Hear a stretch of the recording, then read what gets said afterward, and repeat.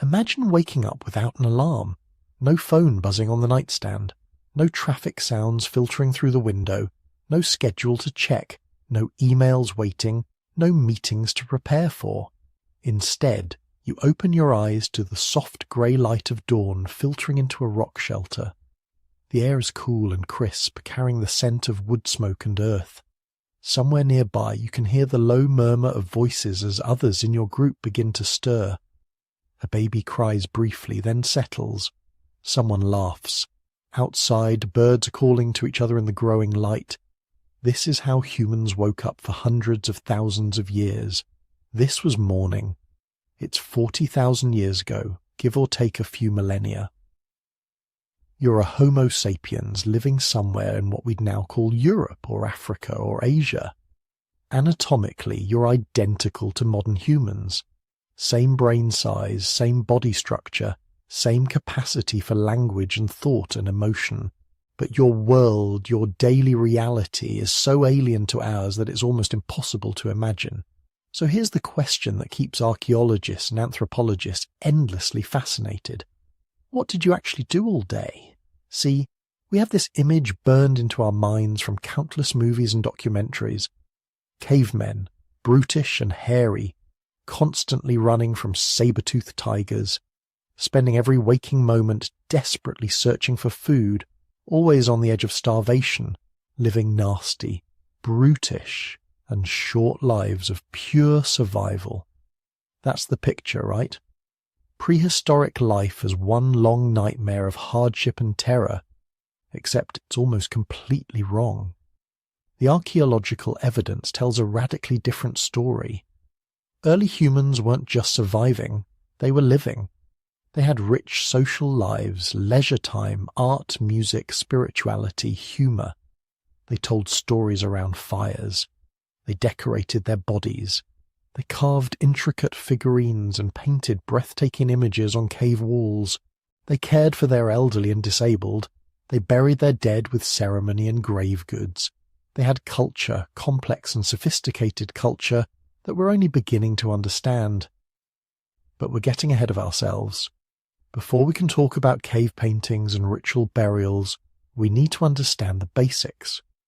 What did a typical day actually look like?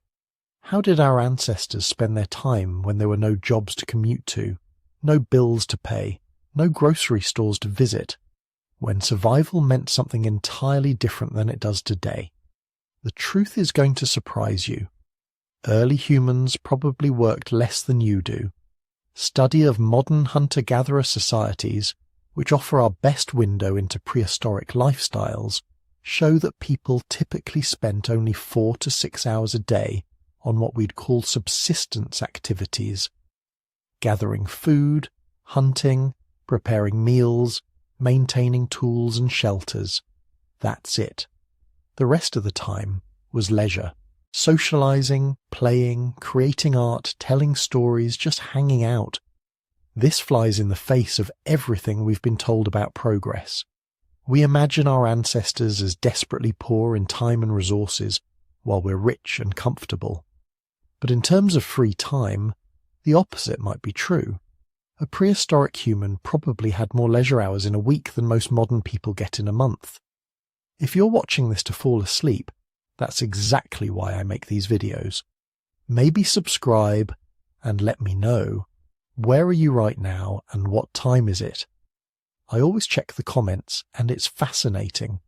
Someone in Tokyo at sunrise, someone in London at lunch, someone in California at midnight, all drifting off to the same stories about our shared human past.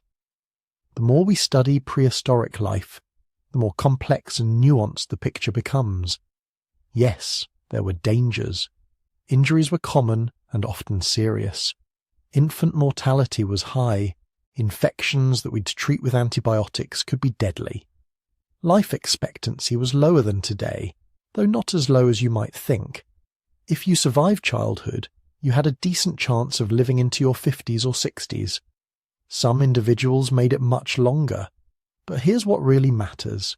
Within those years, people lived full lives. They laughed, loved, mourned, created, struggled, celebrated. They weren't just biological machines optimized for survival. They were human in every sense we understand that word. They had the same fundamental needs we do. Food and shelter, yes, but also connection, meaning, beauty, play. So let's walk through a day together. Not a dramatic day with a mammoth hunt or a confrontation with a rival group. Though those happen too, just a regular day. An ordinary day 40,000 years ago when an early human woke up to the dawn and lived their life in ways that were both utterly foreign and strangely familiar to how we live ours. Because understanding how our ancestors actually spent their time doesn't just teach us about the past, it raises uncomfortable questions about the present, about how we live now, about what we've gained with civilization and what we might have lost, about whether progress always means what we think it means. Let's start at the beginning, with that moment when grey light filters into the rock shelter and another prehistoric day begins. You're not waking up to an alarm. There are no alarms. There's no concept of being late, no schedule to keep, no boss waiting. Instead, consciousness returns slowly, naturally, pulled back by the gradual lightening of the sky and the stirring of bodies around you. The first thing you notice is the cold. Not the bone-deep, life-threatening cold of deep winter, but that crisp morning chill that makes you reluctant to leave the warmth of your sleeping spot. You're lying on a bed of dried grasses and animal skins, pressed close to other members of your band. Not for intimacy necessarily, just survival. Body heat is a resource too valuable to waste. The second thing you notice is the smell. Wood smoke. Always wood smoke, but faint now. The fire that burned bright last night has died down to embers. Mixed with that is the scent of unwashed bodies. Not unpleasant exactly, just human. The smell of rendered animal fat from yesterday's meal. The earthy, mineral smell of the rock shelter itself. If you're near the coast, maybe salt air. If you're inland during spring, the green smell of new growth. Someone is already awake. There's always someone awake.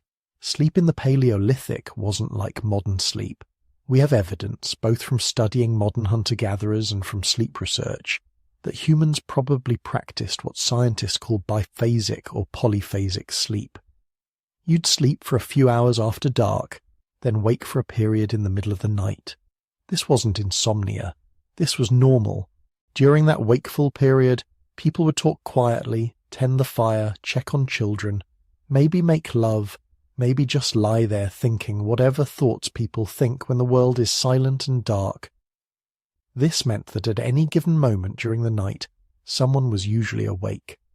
Someone was listening for the sounds that didn't belong. The footfall of a predator, the crack of a branch, the distant howl that meant danger was moving through the territory. Safety wasn't something you could take for granted.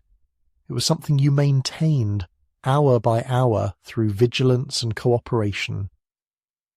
The person who's awake now is feeding the fire. You can hear the soft sounds of movement, see the sudden brightening as flames catch on new fuel. Fire management was maybe the most important skill your people possessed. Let it die completely and you'd have to restart it, either by carrying embers from another group's fire, possibly miles away, or by using friction methods that were exhausting and time-consuming. Better to keep it going. Better to make sure someone always took responsibility for feeding it through the night. Who did that job varied. Sometimes the elderly, who slept lighter anyway and had already proven their worth to the group in 1,000 other ways. Sometimes young adults, particularly those without small children who needed their parents' full attention. Sometimes it rotated, an informal understanding that everyone contributed to the survival of the whole. As the fire builds, more people begin to stir. Children first, usually. Kids wake up ready to move, ready to play, just like they do now. You hear a small voice, the rustling of bodies, a mother's soft murmur telling a child to stay close, stay warm, wait for the sun. But children are terrible at waiting. Within minutes, a few of the older ones are up, stretching, moving toward the fire, their breath visible in the cold air. The adults wake more slowly. There's no rush. This is important to understand. The entire concept of rushing, of hurrying, of being pressed for time, these are modern inventions. Your day is governed by light, by hunger, by the weather, by the seasons. The sun is just beginning to paint the eastern sky in shades of grey and pink. There are hours before you need to be doing anything in particular. Right now, the most important thing is transitioning from sleep to wakefulness in a way that doesn't waste the precious calories you'll need for whatever the day brings. So people stretch, slowly, methodically, working out the stiffness that comes from sleeping on the ground. They yawn, scratch, attend to basic bodily functions. If you're in a rock shelter or cave, there's probably a designated area for waste, far enough away to avoid contamination but close enough to be safe. If you're in a temporary camp, people simply walk a short distance into the surrounding vegetation. Someone, probably one of the more experienced members of the group, steps outside the immediate sleeping area to check the surroundings. Not paranoid exactly, but careful. What changed during the night? Are there tracks near the camp that weren't there yesterday? What's the weather doing? Is that cloud formation in the west promising rain or just passing through? Is the wind shifting, bringing different scents, different information about what's happening in the wider world? This morning assessment is crucial. Paleolithic humans were readers of signs in ways we can barely imagine. They could tell from the behavior of birds whether a predator was nearby. They could read weather patterns days in advance by watching clouds, feeling humidity, noticing how different plants responded to atmospheric changes. They could identify individual animals by their tracks and tell you how long ago they passed, whether they were healthy or injured, alone or part of a herd. All this information gets processed and importantly shared. As more people wake and gather around the growing fire, there's conversation. Quiet at first, then building as the group consciousness comes online. Dreams might be discussed. The Paleolithic mind probably didn't draw hard boundaries between dreaming and waking reality. A vivid dream might be interpreted as a message, a warning, a visit from ancestors. Worth talking about, worth considering. Plans begin to form, but loosely. The group needs food, but that's always true. The question is what kind of food and where to find it. Someone might have noticed yesterday that certain berry bushes were nearly ripe. Someone else might have seen signs of a large animal moving through a particular valley. A third person might suggest checking fishing spots if you're near water. None of these are orders. Nobody is in charge in the way we think of leadership. Instead, decisions emerge from discussion, from consensus, from individuals choosing to follow those with relevant expertise. But that's still ahead. For now, in these early morning moments, the main activity is simply being together. The band, your extended family, your survival unit, is reassembling after the night's dissolution. Everyone made it through another period of vulnerability. Everyone is here, accounted for, ready for another day. There's comfort in that. There's safety in numbers, yes, but also something deeper. Something that explains why humans are so fundamentally social. We literally evolved to need each other. Those who felt content in groups, who drew comfort from proximity to kin, who enjoyed cooperation, those were the ones who survived the bottleneck. Their descendants, us, carry genes that make isolation feel wrong and community feel necessary. Children are playing now, their energy infectious. They're not playing anything structured, nothing with rules, just running, chasing, wrestling, the physical play that builds strength and coordination. The adults watch with half an attention, letting the kids be kids but ready to intervene if play gets too rough or someone wanders too far. Meanwhile, practical concerns are being addressed. Someone is checking tools from yesterday. Is that spear point still secure in its shaft? Did that carrying basket develop any weak spots that need repairing? Is there enough cordage for today's needs, or does someone need to spend time making more? These aren't chores in the modern sense. They're not unpleasant tasks you do before getting to what you want to do. They're just part of life, as natural as breathing. And all of this, all of it, is happening without any sense of time pressure. The sun is higher now, the morning chill beginning to fade. You've been awake maybe an hour, though you have no way to measure that and no reason to care. Your stomach is starting to remind you it's empty. Other people are probably feeling the same. Soon, attention will turn to food, but not yet. For now, you're warm. You're safe.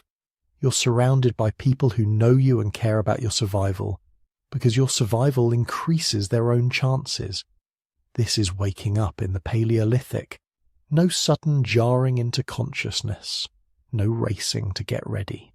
Just the slow communal transition from sleep to activity, guided by light and bodies and the ancient rhythms that governed human life for hundreds of thousands of years. It's a pattern so fundamental that we still carry the biological echoes of it. That desire to hit snooze, to wake up slowly, to ease into the day rather than attacking it. That's not laziness. That's your Paleolithic brain remembering how mornings used to work back when we had all the time in the world and the only schedule that mattered was the movement of the sun across the sky. Let's talk about breakfast. Except your ancestors 40,000 years ago didn't have breakfast. Not in the way you think about it. They didn't wake up at 7 a.m., stumble to the kitchen, and pour themselves a bowl of cereal. They didn't have meal times at all, not really.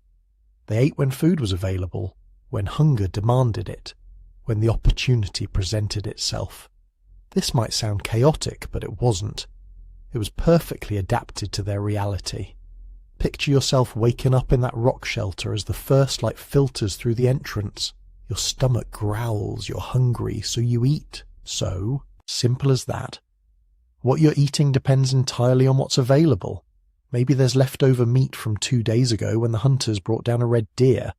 It's been hanging in the cool back of the shelter, away from direct sunlight, wrapped in the deer's own hide. The cold autumn air has kept it from spoiling, though it's starting to develop that slightly gamey smell that means you should probably finish it today. You pull off a strip and chew it slowly. It's tough, requires real jaw work, but it's protein and fat and exactly what your body needs after a night of sleep. Your teeth are strong, your jaw muscles powerful. Dental analysis of Paleolithic skulls shows remarkable wear patterns, evidence of lifetimes spent processing tough foods. But here's what's fascinating. Those same teeth show something else. Microscopic plant residues, starch grains from roots and tubers, phytoliths from seeds and nuts. Your ancestors weren't just eating meat, they were eating everything. Beside the meat, there's a wooden bowl, really just a section of bark folded and sealed with pine resin, filled with hazelnuts gathered 3 days ago. You crack a few between your back molars, the technique passed down through generations. Children watch adults do this from infancy, learning the exact angle and pressure needed to crack the shell without crushing the meat inside. Next to the nuts, there's a leather pouch containing dried berries. Blackberries, gathered during the late summer abundance and dried in the sun. They're wrinkled now, concentrated sweetness, and you eat a handful. The sugar hits your system immediately, providing quick energy. But the real treasure is the basket of roots near the fire. Someone, probably one of the older women with decades of plant knowledge, dug these up yesterday from the riverbank. They're cattail roots, starchy and nutritious, but basically inedible raw. So they've been placed near the fire, not in it, just close enough that the heat is slowly breaking down the tough fibers and converting complex starches into digestible sugars. This is cooking, but not like you know it. No recipes, no precise temperatures, no timers. Just knowledge accumulated over thousands of generations about what heat does to different foods. The roots have been sitting there all night, slowly roasting in the residual heat from the fire that never quite goes out. By morning they're soft enough to eat, sweet enough to enjoy. You pull one out, careful not to burn your fingers. It's hot but manageable. You peel away the outer layer and bite into the flesh. It's not delicious by modern standards, but it's filling, and more importantly, it's safe. Raw, these roots contain toxins that would give you a nasty stomachache. Cooked, they're perfectly edible. This transformation, turning inedible plants into food through fire, might be one of the most important technological breakthroughs in human history. It effectively doubled or tripled the number of plant species your ancestors could eat. Tubers that were toxic raw became staple foods when roasted. Seeds that would pass through the digestive system unchanged became valuable nutrition when ground and heated. The evidence for this incredible dietary diversity comes from multiple sources. Coprolites, fossilized feces, have been found at archaeological sites across Europe and Africa. When scientists analyze them under microscopes, they find an astonishing variety of plant remains. Seeds from dozens of different species, pollen from flowers, microscopic fragments of leaves, roots and bark. Some coprolites show evidence of insects, grasshoppers, beetle larvae, termites. These might seem unappetizing to modern Western palates, but they're actually excellent sources of protein and fat. Many contemporary hunter-gatherer societies consider insects delicacies, and there's no reason to think your ancestors felt differently. Dental calculus, the hardened plaque that builds up on teeth, tells a similar story. When archaeologists scrape it off Paleolithic skulls and examine it under high-powered microscopes, they find plant starches from across the spectrum. Wild grains, root vegetables, nuts, berries, even plant fibers that were probably chewed to extract moisture or to soften them for other uses. What emerges from all this evidence is a picture of incredible dietary flexibility. Your ancestors weren't specialized. They were opportunists, capable of exploiting virtually any food source in their environment. Coastal groups ate fish, shellfish, seaweed, seabirds, and sea mammals, supplemented with whatever plants grew near the shore. Inland forest dwellers ate deer, wild boar, nuts, berries, roots, and mushrooms. Groups living near rivers ate fish, waterfowl, aquatic plants, and the land animals that came to drink. This flexibility was crucial for survival. Environments change, seasons shift, animal migrations follow unpredictable patterns. A group that could only eat one or two types of food would starve when those resources became scarce. But a group that could eat 50 different things, they'd always find something. As you're eating your morning meal, others are doing the same. The young mother is sharing nuts with her toddler, showing him how to crack them, how to pick out the meat without getting shell fragments. He's not very good at it yet. His small hands lack the strength and coordination, but he's learning, and in a few years he'll be teaching his own younger siblings. The old woman is preparing something more complex. She's taken some of the leftover meat and is pounding it between two stones, mixing it with rendered fat and dried berries. She's making pemmican, though she doesn't call it that. It's just food that lasts, concentrated nutrition that can be carried on long journeys or stored for lean times. This is knowledge, technical and precise. The ratio of meat to fat to berries has to be right, or it spoils. The pounding has to be thorough, or it doesn't bind together. She learned this from her mother, who learned it from hers, a chain of knowledge transmission stretching back thousands of generations. Nobody is eating alone. That almost never happens. Food is social, shared, distributed according to complex rules that everyone understands implicitly. The hunter who made the kill yesterday isn't eating any more than anyone else.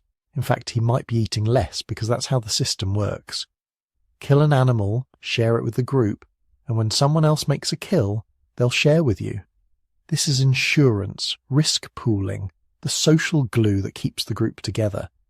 Children run back and forth, stealing bites from different adults, getting swatted away playfully or having food pressed into their hands. Nobody's stingy with children. There's always enough to go round, or if there isn't, the adults eat less to make sure the young ones get fed. The meal isn't formal or ceremonial. People eat standing up, sitting down, walking around, checking tools, talking, laughing. But it serves crucial social functions anyway. Everyone's together, reinforcing bonds, sharing information, making plans for the day. Who's going to gather plants today? Who's going hunting? Who's staying back to work on that deer hide? These decisions happen organically, emerging from consensus rather than command. Someone mentions that the hazelnut trees by the northern grove should be producing well right now. Several women and older children volunteer to check. Someone else notes that there were deer tracks near the river yesterday. The hunters exchange glances, nod, start mentally preparing for a possible pursuit. Food preparation continues throughout this conversation. Hands are always busy. Someone's grinding seeds between stones. Someone else is sorting through dried herbs, discarding any that show signs of mold. A teenager is learning to use a sharp flint flake to slice thin strips of meat, preparing them for drying. These skills are crucial, and they're learned entirely through observation and practice. No written recipes, no formal instruction. Children watch adults try to imitate, get corrected, try again. By the time they're adults themselves, they possess encyclopedic knowledge about food, which plants are edible and when, how to identify them in different seasons, where to find them, how to process them, how to store them. This knowledge base is staggering. Ethnographic studies of modern hunter-gatherers show that they typically know detailed information about 200 to 300 plant species. They know which parts are edible, which require processing, which are medicinal, which are toxic, which are useful for other purposes like cordage or poison for arrow tips. Your ancestors almost certainly possess similar knowledge. They had to. Their survival depended on it. Eat the wrong mushroom and you're dead. Fail to properly prepare certain roots, and you're spending the next 3 days with debilitating cramps. This isn't casual knowledge. This is life and death information, carefully preserved and transmitted across generations. As the morning meal winds down, the fire is fed a few more sticks. The embers never go out entirely if someone's paying attention. Fire is too valuable, too difficult to make from scratch. Better to keep it alive, feeding it regularly, protecting it from rain and wind. Someone's always responsible for fire tending, usually rotating through different individuals. The meal wasn't elaborate, but it was adequate. Everyone's eaten something. Bellies are reasonably full. Energy levels are sufficient for whatever the day will bring, and that's really all that matters. Your ancestors weren't gourmets, but they understood nutrition in a deep, intuitive way. They knew that variety mattered, that different foods provided different benefits, that balance across days and weeks was more important than perfection at every meal. They were eating to live, but they were also living to eat. Food was pleasure, even when it was simple. The satisfaction of cracking a nut perfectly, the sweetness of ripe berries, the rich fattiness of bone marrow roasted over fire. These weren't just calories. They were experiences, shared moments, connections to the landscape and to each other. And now, with morning fully arrived and stomachs filled, it's time to get to work. The day's real activities are about to begin. Here's what nobody tells you about prehistoric life. The hunt gets all the glory. The dramatic confrontations with mammoths, the coordinated takedowns of deer, the dangerous face-offs with predators. That's what captures our imagination, what ends up in museums and documentaries. But here's the truth that would have been obvious to anyone actually living 40,000 years ago. Hunting was the exception. Gathering was the rule. On any given day, somewhere between 60 and 80% of your calories came from plants. Roots, tubers, nuts, seeds, berries, leaves, flowers. The percentage varied by season and location. Groups living near coastlines might have gotten more protein from shellfish. Communities in northern regions might have relied more heavily on meat during long winters. But for most human populations, most of the time, plants were what kept you alive. This wasn't because our ancestors were particularly fond of vegetables. It was simple evolutionary math. A successful hunt might provide enough meat to feed your band for several days, but hunts failed more often than they succeeded. Animals are fast, unpredictable, and dangerous. They require hours of tracking, careful coordination, and considerable luck. Plants, meanwhile, stay put. They're exactly where you left them last season, growing in predictable patterns that anyone with enough knowledge could learn to read. So while the hunters were out there hoping for glory, the majority of your band was engaged in the real work of survival, walking the landscape with practiced eyes, reading signs invisible to the untrained, collecting the foods that would actually end up in tonight's meal. Now here's where we need to be careful about assumptions. For decades, anthropologists told a neat story about prehistoric gender roles. Men hunted, women gathered. It was presented as natural, inevitable, maybe even biologically determined. But the evidence tells a more complicated story. Yes, in many prehistoric societies, women and older children did most of the gathering while men specialized in hunting. But not all societies, not even most necessarily. Archaeological evidence from various sites shows women buried with hunting weapons. Isotope analysis of ancient bones reveals some women ate diets as meat-heavy as any male hunter. Some groups practiced communal hunting where everyone participated. Others had specialized gatherers of both sexes who spent their entire lives perfecting knowledge of plants. The truth is probably this. Prehistoric societies were pragmatic. They organized labor in ways that made sense for their specific circumstances. In some groups, women who were pregnant or nursing might have focused more on gathering because it was compatible with carrying infants. In others, post-reproductive women might have become the most valuable members of the community precisely because they could hunt without the constraints of childbearing. The key point is this. Don't imagine gathering as something less important or prestigious than hunting. It was specialist knowledge. It required years of training, and it kept everyone alive. So picture yourself on that gathering expedition. It's mid-morning now, the sun has been up for a few hours, burning off the morning mist. You're heading out with 3 other people, your mother's sister, who knows the plant locations better than anyone in your band, a younger cousin, maybe 11 years old, who's learning the routes and the knowledge, and your own child, 3 years old, strapped to your back in a sling made from carefully softened deer hide. You're not just wandering randomly. You're following a mental map that's been built up over years of observation. The oak grove 3 miles north should have acorns ready for collection right now. The patch of wild onions near the creek will be past their prime, but there's a stand of cattails just beyond it where you can dig up the starchy roots. If you're lucky, you might find a beehive with honey. If you're really lucky, birds' eggs.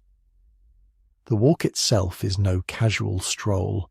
You're covering somewhere between 5 and 10 miles today, most of it over terrain that would challenge modern hikers. Rocky hillsides, thick underbrush, streams to ford, slopes to climb. You're doing all of this while carrying a child plus the tools of your trade. A digging stick, fire-hardened and worn smooth from use. Several baskets woven from plant fibers, nested inside each other. A leather bag for small finds. Maybe a stone knife tucked into a belt made from twisted plant fibers. But here's what makes gathering so different from hunting. It's not about adrenaline or drama. It's about attention. You're reading the landscape like a book, noticing details that would be invisible to outsiders. The slight discoloration of soil that indicates wild tubers growing below. The pattern of animal tracks that suggests a fruit tree nearby. the specific angle of sunlight that tells you which side of the hill will have ripe berries. Your aunt stops at what looks like an unremarkable patch of ground. But she sees something you're still learning to recognize. A particular type of grass that always grows near edible roots. She drives her digging stick into the earth, probing carefully. 3 inches down, she strikes something solid. She works the stick around it, loosening the soil, then reaches in with her hands and pulls up a tuber the size of your fist. It's pale, knobbly, completely unappetizing to look at. But you know from experience that when it's roasted in the coals of tonight's fire, it'll be sweet and filling. She hands it to you. You place it carefully in your basket. She digs again. Another tuber and another. This spot is rich. In 10 minutes, you've collected enough tubers to feed everyone tonight, maybe with leftovers for tomorrow. But you're not done. Your aunt knows these plants by heart. More importantly, she knows their stories. The stories are how you remember the knowledge. She tells your young cousin about the time her grandmother got terribly sick from eating a root that looked almost exactly like this one, but had slightly different leaves. She points out the distinction. 3 veins in the leaf instead of 5. That tiny difference means the other plant would kill you, shutting down your breathing within hours. This is education, but it's nothing like sitting in a classroom. It's survival knowledge passed down through stories, demonstrated with actual plants, reinforced through years of observation. Your cousin will learn hundreds of these lessons. By the time she's your age, she'll know perhaps 300 different plant species by sight, by season, by location. She'll know which ones are edible, which ones are medicinal, and which ones will kill. She'll know when to harvest each one, how to prepare it, and what it's useful for. Modern botanists spend years in university learning to identify plants. Your ancestors learned it by necessity, starting in early childhood, because getting it wrong could mean death. The group moves on. You wade through a shallow stream, the cold water shocking against your legs. On the far bank, your aunt spots something that makes her smile. Mushrooms growing in a fallen log. She approaches carefully, examines them from multiple angles, even smells them. Mushrooms are tricky. Some are nutritious and delicious. Others cause violent illness. A few will kill you. She picks 3, leaves the rest. She's certain about these ones, but caution is always wise. Hours pass in this rhythm, walking, observing, collecting. The baby on your back has fallen asleep, lulled by the gentle motion. Your baskets are getting heavier. Wild grapes, still slightly tart but edible. Seeds from a grass that you'll grind into flour back at camp. Bark from a specific tree that, when boiled, makes a tea that reduces fever. Your aunt collects this last one carefully, never taking so much that she damages the tree. She learned long ago that you have to think about next season, next year, the generations coming after you. This is sustainable harvesting, though your ancestors didn't have a word for it. They just knew that if you stripped a plant bare, it wouldn't be there next time you needed it. The groups that learned this lesson survived. The ones that didn't face starvation when resources ran out. By early afternoon, you're miles from camp. Your legs are tired. Your shoulders ache from the weight of your baskets. But there's something almost meditative about this work. No rush, no pressure. Just the steady rhythm of walking and gathering. The warmth of the sun, the sound of birds calling to each other in the canopy above. You're completely present in a way that modern humans rarely experience. Every sense is engaged. You're listening for the rustle of animals, watching for the shimmer of water that indicates a stream ahead, smelling the air for smoke that might mean another band is camping nearby. Your younger cousin asks a question. She spotted a plant with bright red berries and wants to know if they're safe to eat. Your aunt doesn't just answer. She walks over, examines the plant, and launches into another story. How her mother once found these berries during a harsh winter, when other food was scarce. how they sustained the band through 3 days of blizzard, how you have to be careful because birds can eat them safely, but humans need to cook them first, otherwise they cause stomach cramps. The knowledge transfer continues. Every plant is a lesson. Every location is a memory. This landscape isn't just territory to your people, it's a library. Every tree, every stone, every stream carries information that's been accumulated over generations. Your ancestors didn't write anything down, but they were far from ignorant. They were repositories of sophisticated ecological knowledge that rivaled anything a modern scientist could compile. Finally, late in the afternoon, the group turns back toward camp. Your baskets are full now, heavy with food that will feed your entire band tonight. You've walked maybe 8 miles total. Your feet hurt. Your back aches. The baby has woken up and is fussing, wanting to be fed, but you're satisfied. This is good work, important work, the kind of work that keeps everyone alive. When you get back to camp, there will be no fanfare. Nobody's going to celebrate your return the way they celebrate a successful hunt. But everyone knows the reality. The hunters might come back empty-handed tonight. They often do. But you brought food, reliable, nutritious, life-sustaining food. And tomorrow, you'll go out and do it again. This is the rhythm that sustained humanity for hundreds of thousands of years. Not the dramatic moments. The steady, patient, knowledgeable work of gathering. Your ancestors were reading the landscape in ways we've almost completely forgotten. They were paying attention to nature with an intensity that most modern humans never experience. And they were doing it not as a hobby or a spiritual practice, but as the fundamental work of survival. Here's something that might surprise you. Your ancestor probably wasn't hunting today, or yesterday, maybe not even this week. We have this image of prehistoric life as a constant struggle, early humans waking up each morning and immediately heading out to chase down mammoths or wrestle with saber-toothed cats. Hollywood loves this narrative. Man versus beast, daily death matches for survival. But the reality was far more interesting and far more strategic. Hunting for early humans wasn't a daily grind.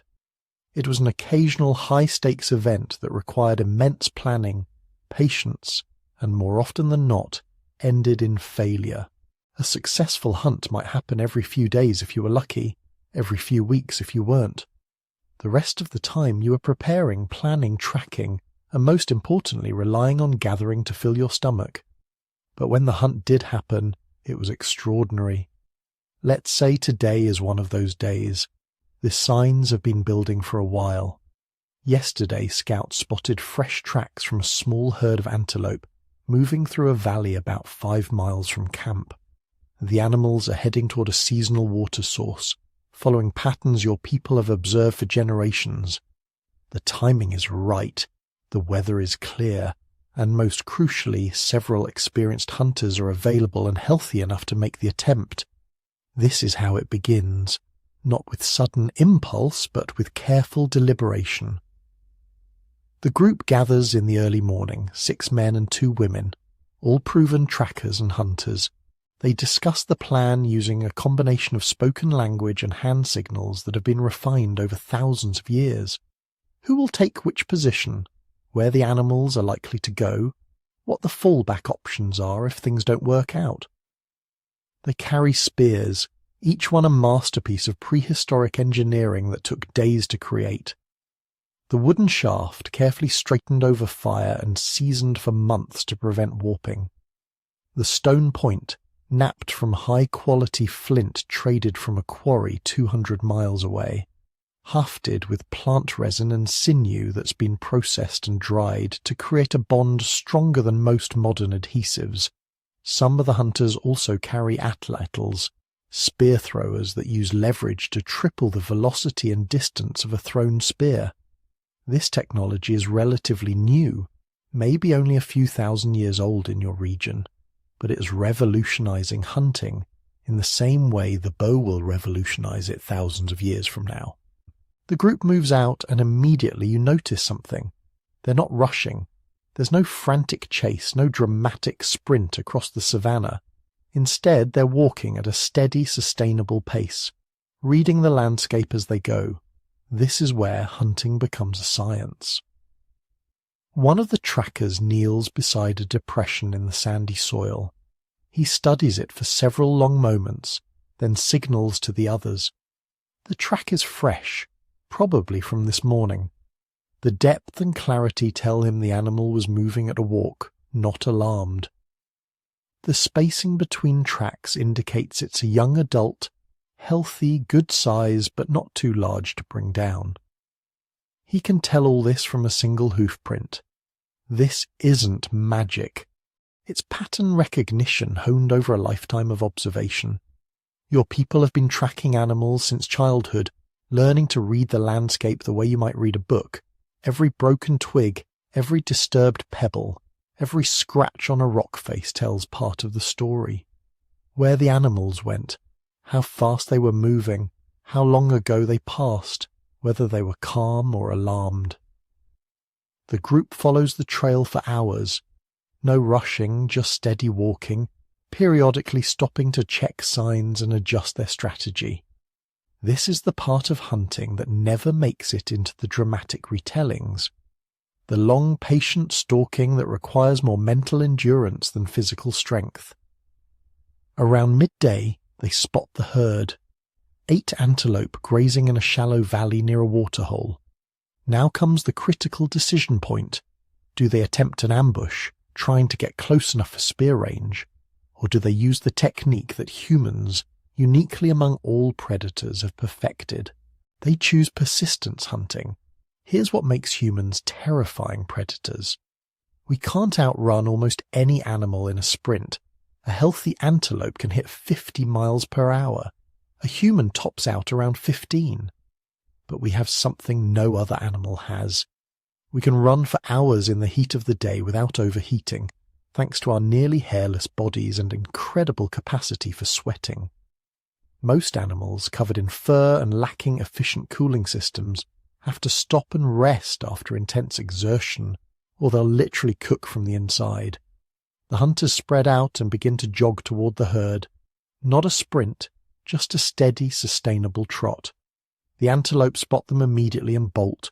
They're gone in seconds, disappearing over a ridge. But the humans don't stop. They follow the tracks at that same steady pace, reading the signs, keeping up the pressure. An hour passes, 2 hours.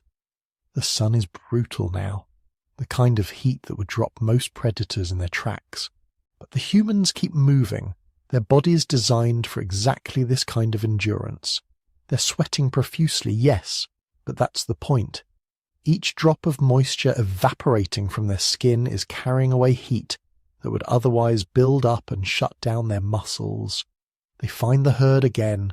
The antelope run, but they're showing signs of stress now. Their tongues are hanging out, they're panting heavily. They can't cool down fast enough. The chase continues. 3 hours, 4. The trackers are rotating the lead position, allowing individuals to drop back and recover slightly while others maintain the pressure. This is cooperative hunting at its finest. No single human could do this alone. But a coordinated group, communicating constantly, sharing the effort, can accomplish what seems impossible. Finally, after nearly 5 hours, they close in on a single antelope that is separated from the herd. The animal is stumbling now, its cooling system overwhelmed, its muscles beginning to fail from the combination of heat and exhaustion. One hunter moves in close enough for a spear throw. The weapon flies true, striking behind the shoulder, and moments later, it's over.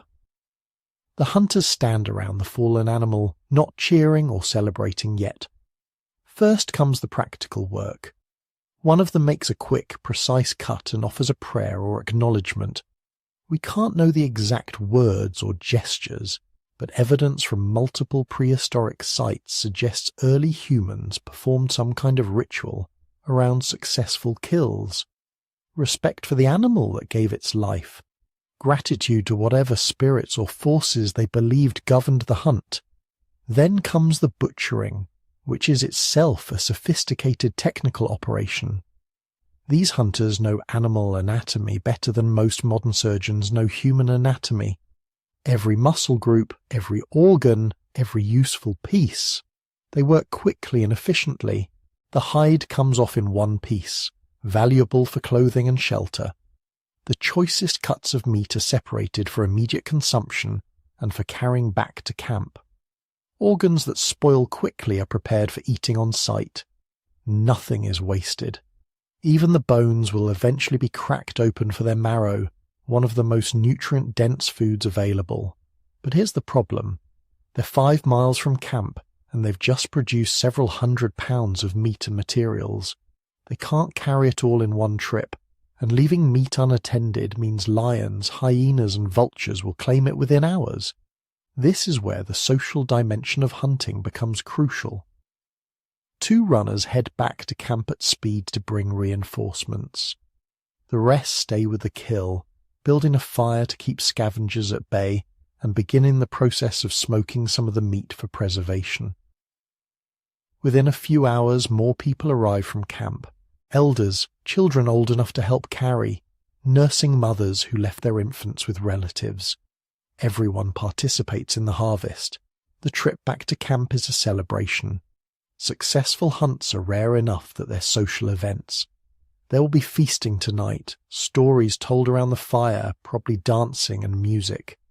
The hunters will recount the chase in detail, and in the telling, it will become part of the community's collective memory, another story to teach young people about strategy, persistence, and cooperation. But let's be clear about something. This doesn't happen every day or even every week.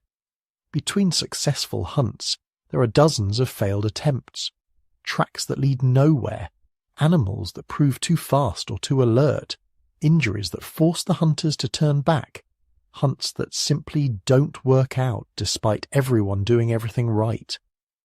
And this is crucial to understanding prehistoric life. Hunting was important, absolutely. It provided concentrated protein and fat that gathering alone couldn't match. The social bonds formed during cooperative hunts helped cement group cohesion. The skills required, tracking, weapon crafting, strategic planning, pushed the development of human intelligence and communication. But hunting was never the main source of calories for most prehistoric groups. That honor went to gathering, which happened every day, provided the majority of nutrition, and didn't require risking life and limb. Hunting was the occasional glory, the high-stakes gamble that sometimes paid off spectacularly. What made early humans successful wasn't that they were the best hunters. It's that they were good enough at hunting, while also being excellent at everything else. Gathering, tool-making, social cooperation, adapting to new environments. They were generalists who could deploy specialist skills when needed, and the hunt, when it succeeded, was just one thread in the complex tapestry of prehistoric survival.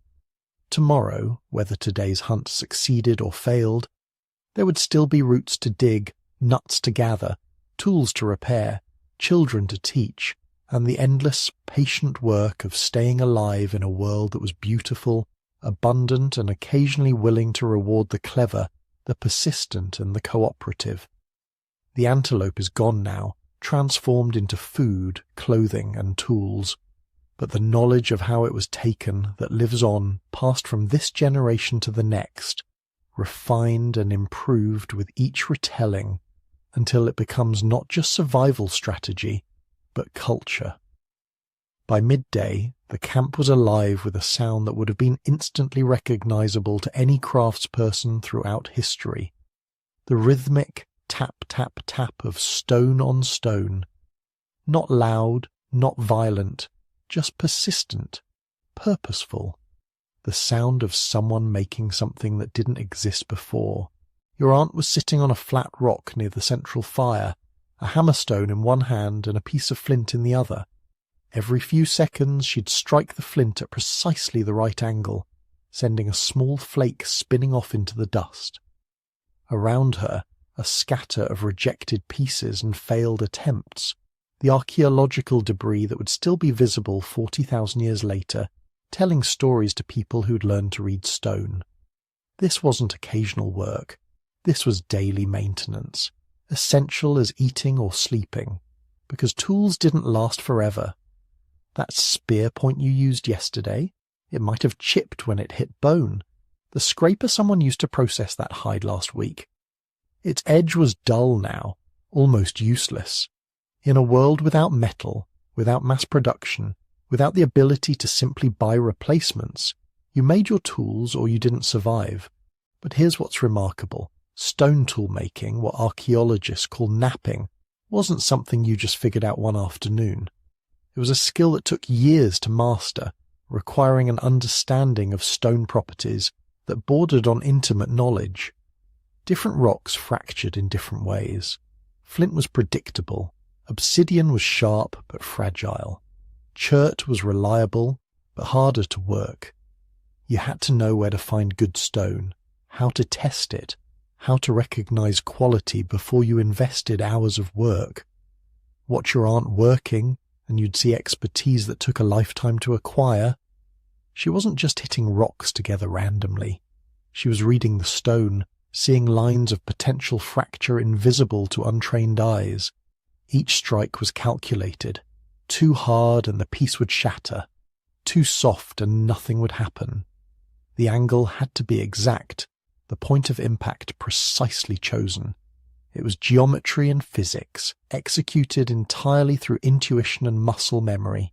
The process was called the prepared core technique, and it represented centuries of accumulated knowledge. Your aunt had shaped this piece of flint over the past hour, carefully removing flakes to create a core with just the right shape and angle. Now she was ready for the payoff. One perfect strike and a long, thin blade detached from the core sharp enough to slice through hide or meat with minimal pressure. She examined it critically, running her thumb along the edge, then nodded. Good enough. But she wasn't done. The blade needed hafting, attachment to a handle that would make it actually useful. This was where craft became art. She'd prepared a wooden handle earlier, a piece of hardwood with a slot carved into one end. Now she pulled out a small leather pouch containing pine resin she'd collected and heated until it became sticky. Mixed with a bit of charcoal and crushed bone for strength, this would become the prehistoric equivalent of superglue. Watching her work, you'd notice something fascinating. She didn't need to think about most of the steps. Her hands moved automatically through processes she'd performed thousands of times. Heat the resin over the fire, apply it to the handle slot, position the blade precisely, wrap the joint with thin strips of sinew that would shrink and tighten as they dried. The entire process took maybe 10 minutes, but it drew on decades of experience and generations of accumulated knowledge. Near her, your brother was working on a different problem entirely. He had a piece of antler from that deer killed 3 days ago, and he was slowly, patiently carving it into a spear point. This was different from stonework. Antler was organic, flexible, capable of taking impacts that would shatter stone. But it was also harder to shape, requiring different tools and different techniques. He was using a stone burin, a chisel-like tool to scrape and carve the antler. The work was tedious, producing a constant soft scraping sound that formed a counterpoint to your aunt's rhythmic napping. Thin curls of antler fell away with each stroke, accumulating in a small pile at his feet. Every so often, he'd stop and test the point against his thumb, checking for sharpness and balance. This point would be different from the stone-tipped spears most hunters used. Lighter, more flexible, it could be thrown farther and was less likely to break on impact. But it took hours to make. An antler was only available when someone successfully hunted deer or similar animals. Stone was everywhere. Antler was precious. So you used it carefully for special purposes, and you made sure everyone in the group knew who'd made what. Because here's something the archaeological record has only recently revealed. Prehistoric craftspeople took pride in their work. We know this because we find tools that are more beautiful than they needed to be. Stone points shaped with perfect symmetry, even though asymmetrical points would work just as well. Bone needles decorated with tiny carved patterns. Antler spear throwers carved into the shapes of animals. Nobody decorates something purely functional unless they care about aesthetics, unless they want their work to be recognizable, admired. Your brother's spear point would be efficient, yes, but it would also be beautiful. Because when you carried it, when you used it to feed your family, you wanted everyone to know who'd made it. Status, reputation, identity, all conveyed through craftsmanship. Across the camp, 3 women were working on an equally essential task: clothing production.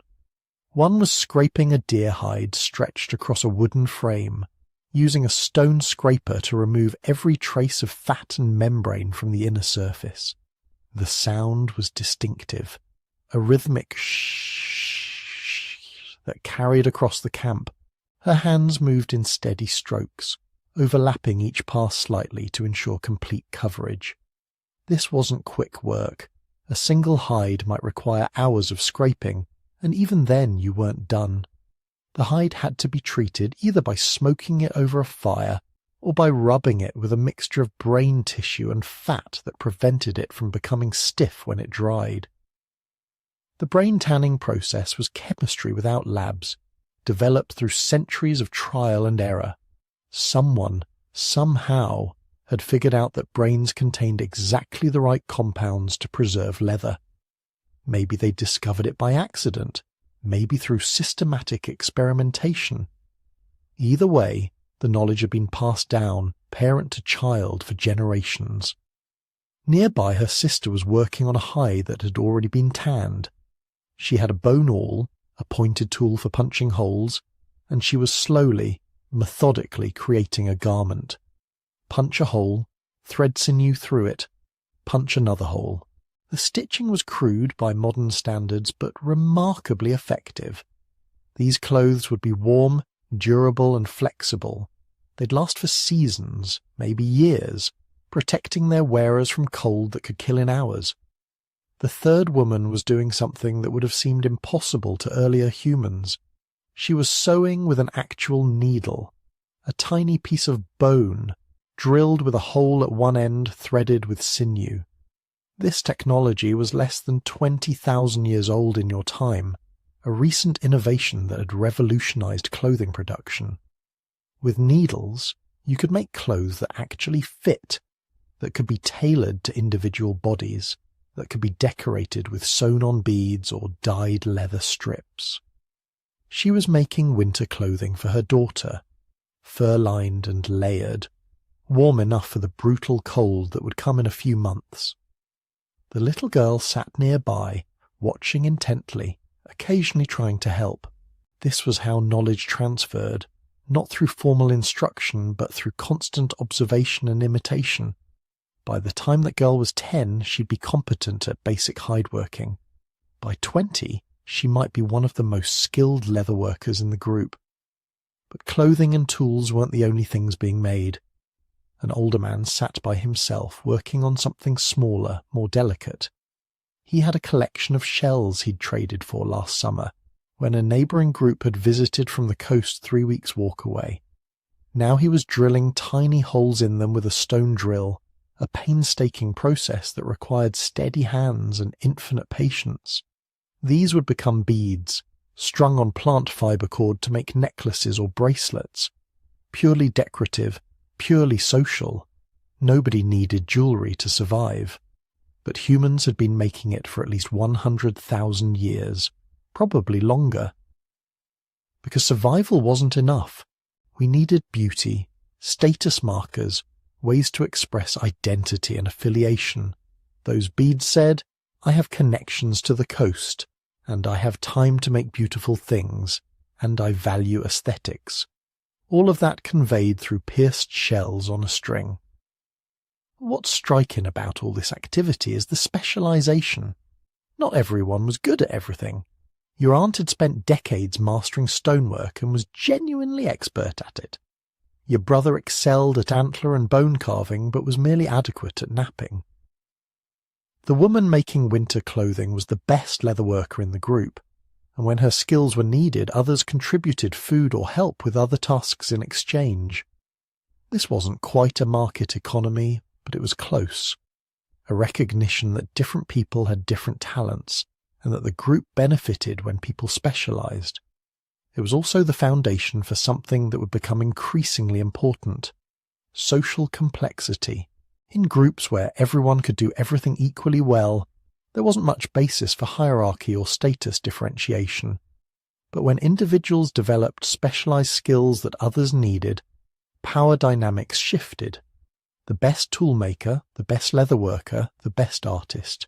They all gained influence that transcended simple physical strength or hunting ability. And everywhere, children watched. A boy of maybe 8 sat near your aunt, trying to replicate her movements with his own small stones. Most of his attempts failed, producing nothing useful, but she encouraged him anyway. Occasionally she'd take his hand, guide his strikes, show him the right angle. This was education, prehistoric style. No schools, no formal curriculum, just constant observation and practice under the guidance of experts. By the time that boy was 15, he might be competent at basic toolmaking. By 25, if he had talent and dedication, he might be expert enough to teach others, and the knowledge would flow forward another generation, each one adding small refinements, tiny improvements that would accumulate over centuries into technological revolutions. The afternoon sun moved across the sky, and the sounds of craft continued. Tapping, scraping, the crackle of fire, occasional conversation, creating the material culture that made human life possible. Building, one patient stroke at a time, the foundation for everything that would come after. If you imagine early humans as exhausted, half-starved figures trudging endlessly across the landscape, constantly hunting, constantly gathering, constantly on the brink of collapse, you're not alone. That image has been drilled into us for decades.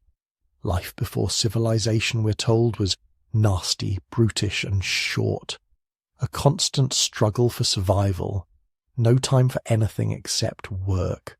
But when anthropologists started living with modern hunter-gatherer societies and actually counting how they spent their time, a very different picture emerged. On average, adults in many foraging societies only spend about 4 to 6 hours a day on what we would call work. Finding food, preparing it, maintaining tools, basic camp upkeep. The rest of the day, it isn't filled with frantic scrambling. It's filled with nothing in particular. Resting, talking, playing, making music, grooming, staring into the distance, simply existing.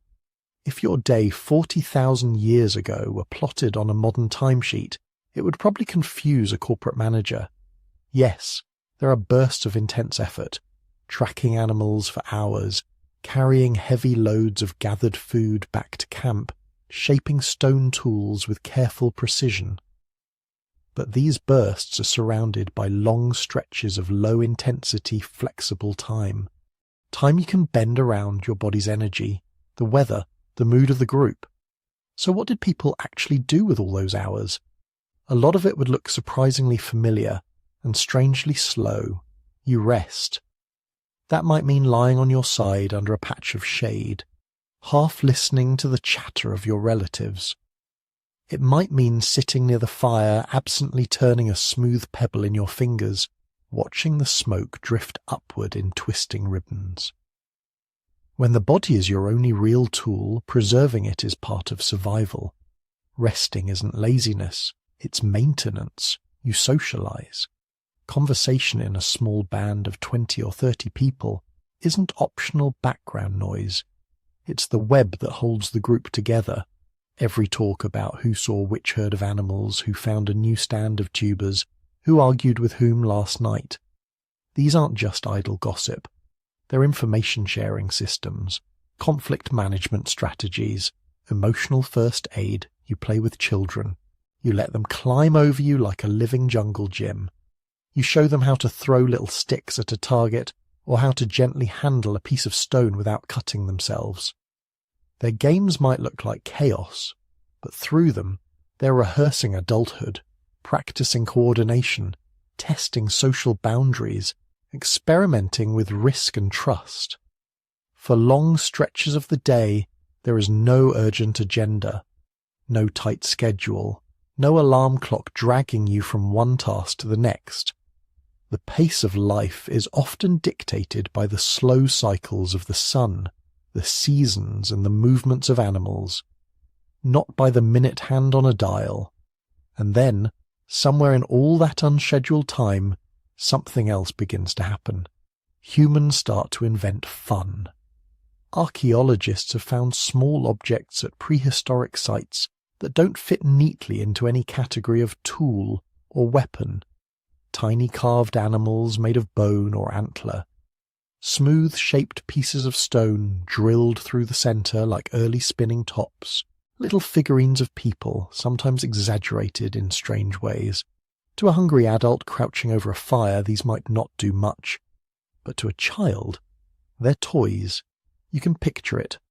A small hand trying to spin a stone disc on the packed earth. Two kids pretending to hunt with miniature spears made from twigs. A parent, half amused, half attentive, letting them help with a task that doesn't really need helping.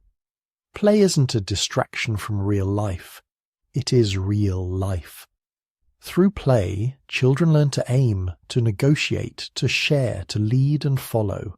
There are hints of games for adults too. Certain small stones and bones found together in patterns that suggest dice or counters. Etched lines on flat rock surfaces that might have been game boards. Places where pieces were moved back and forth in quiet competitions that passed the time and strengthened social bonds. We don't know the rules they used or the stakes they played for, but the impulse is clear. When immediate needs are met, human minds look for patterns, challenges, little puzzles to solve. Games are structured daydreams, and early humans seem to have had time for plenty of them. And then there's music.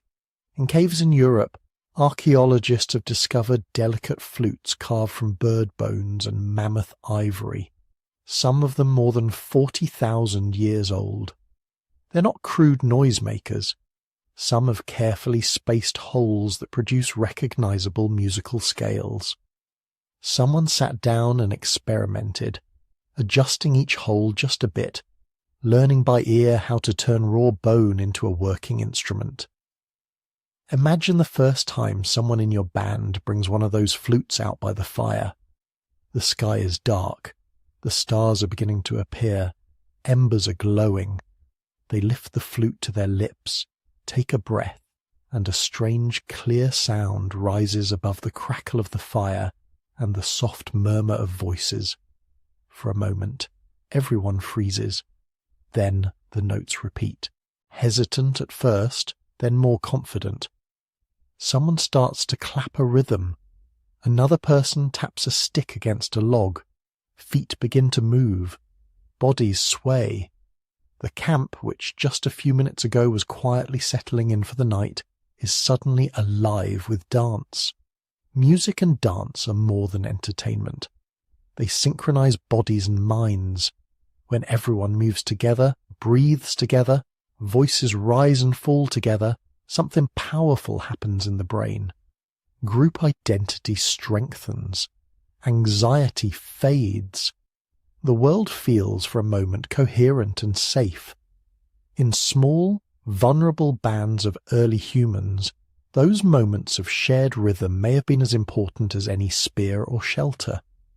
After the dancing comes the other great technology of leisure, stories. You're back at the fire. The night is quiet now. A few last sparks drift upward like tiny glowing insects. The older members of the group edge closer to the flames. Children lean against their parents. Someone, maybe the best talker in the band, begins a story. It might be about the last great hunt, when the wind changed suddenly and nearly ruined everything. It might be about the time the river flooded and the group had to move camp in a hurry. It might be about a trickster animal who steals fire, or a spirit who lives in the thunderclouds and punishes the greedy. Some of these stories are clearly about real events. Others reach into the world of myth and imagination. But all of them carry something, a warning, a clever strategy, a memory of who did what and why it mattered. Without writing, without records, stories are the memory of the group. They carry information across years and generations, where the good water is in a dry season, which plants can cure a fever, and which can kill you. What happened the last time someone broke a particular social rule? Listening to these tales by firelight, half awake, half drifting, you're not just being entertained, you're being trained, quietly and gently for the rest of your life. But not all of this time is spent in conversation, music, or play. Some of it is devoted to the slow, meticulous work of grooming. If you've ever watched primates in a documentary, you've seen it. Monkeys and apes carefully parting each other's fur, picking out dirt and parasites, inspecting skin with absolute concentration. It looks fussy, but it serves two purposes: hygiene and bonding. Early humans did the same, but with a slightly different twist. No fur, but plenty of hair. You sit with your back to a friend or sibling or partner, while they gently comb through your scalp with fingers, or a simple comb made from bone or wood. They pick at little bumps, remove bits of debris, crush an unlucky louse between their nails. It's both practical and soothing, the kind of intimate contact that says without words, "You matter. I'm paying attention to you." Then comes decoration. Red ochre, a naturally occurring iron-rich pigment, shows up at human sites going back hundreds of thousands of years. It's often ground into powder, mixed with fat or water, and applied to skin or hair. Is it sunscreen, insect repellent, symbolic body paint? It might be all three at once. You sit while someone traces lines on your face, your chest, your arms. Maybe they mark you as a member of a particular band. Maybe they signal your role in a ritual, or your status as someone who has completed a dangerous hunt. Hair is braided. Beards are trimmed or decorated. Simple jewellery made from shells, teeth, or carved bone is threaded through hair or hung from cords around wrists and necks. These acts take time.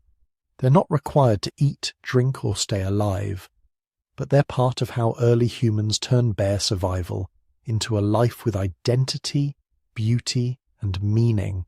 And in between all this talking and playing and decorating and music making, there are long stretches of something that, in the modern world, we've almost forgotten how to do. Just watching. You lie on your back and look at the clouds drifting across the sky. You sit quietly and follow the path of a line of ants carrying food back to their nest. You stand at the edge of camp and watch a herd of animals grazing in the distance, the way they cluster and scatter, how the wind shifts their scent. You trace the patterns of stars, noticing how some constellations rise at particular times of year, how the moon waxes and wanes. To a modern observer, this might look like boredom. But for early humans, this constant, gentle observing is part of how they build a mental map of the world. It trains attention, it sharpens intuition. The person who has spent hundreds of evenings quietly watching the sky might be the first to notice an unusual pattern of clouds that hints at an approaching storm. The child who has spent endless hours following animal tracks just for fun might become the best tracker in the band without ever being formally taught. And there's something else here. Something less practical and more mysterious. When you have no glowing screens, no written words, no background music piped in from distant speakers, silence and stillness don't feel empty. They feel full. Full of insect hum and bird calls, the sigh of wind through grass, the distant rush of water, the soft breathing of people you love nearby. In that stillness, the boundary between you and the world can feel thinner. You're not a separate mind trapped in a frantic schedule, glancing at nature through a window on your day off. You're an animal in an environment, embedded in it, attentive to it, shaped by it.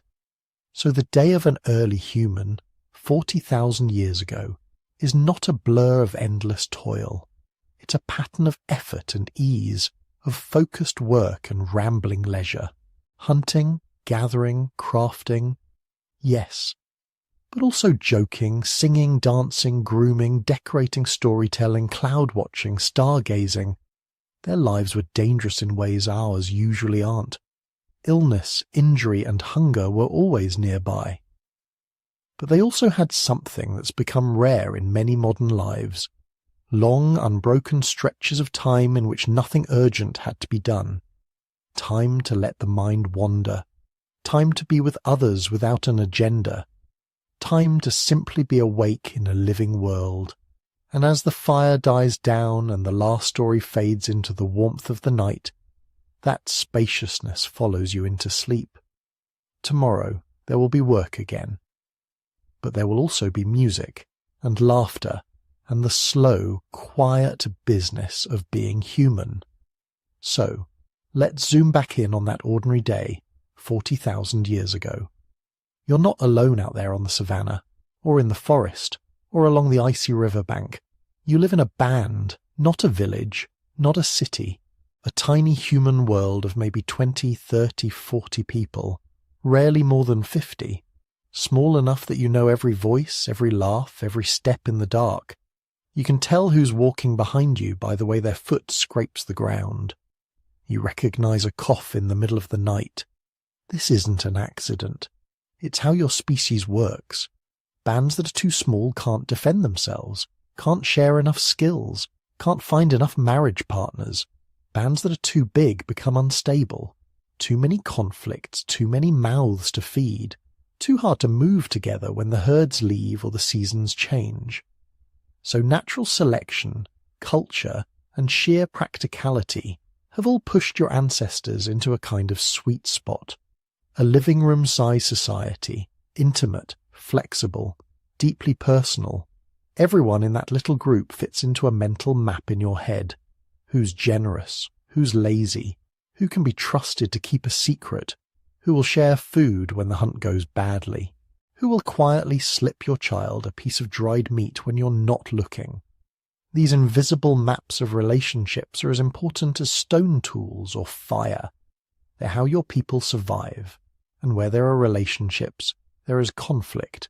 Not courtroom drama, not kings and judges, but everyday frictions.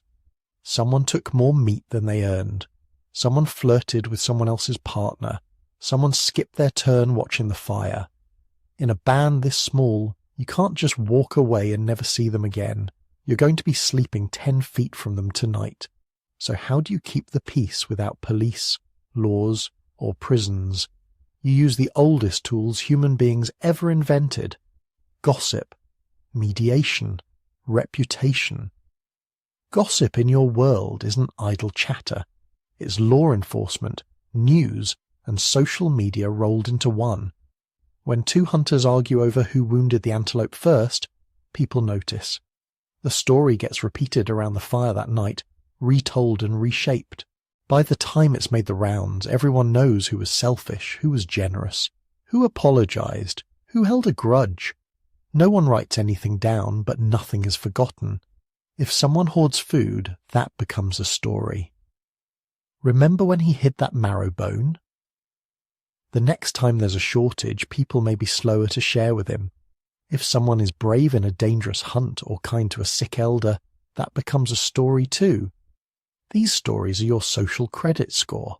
They determine who gets help when they're in trouble, who's trusted with important tasks, who's allowed to sit in on serious conversations. For bigger conflicts, you don't have a courthouse, you have elders.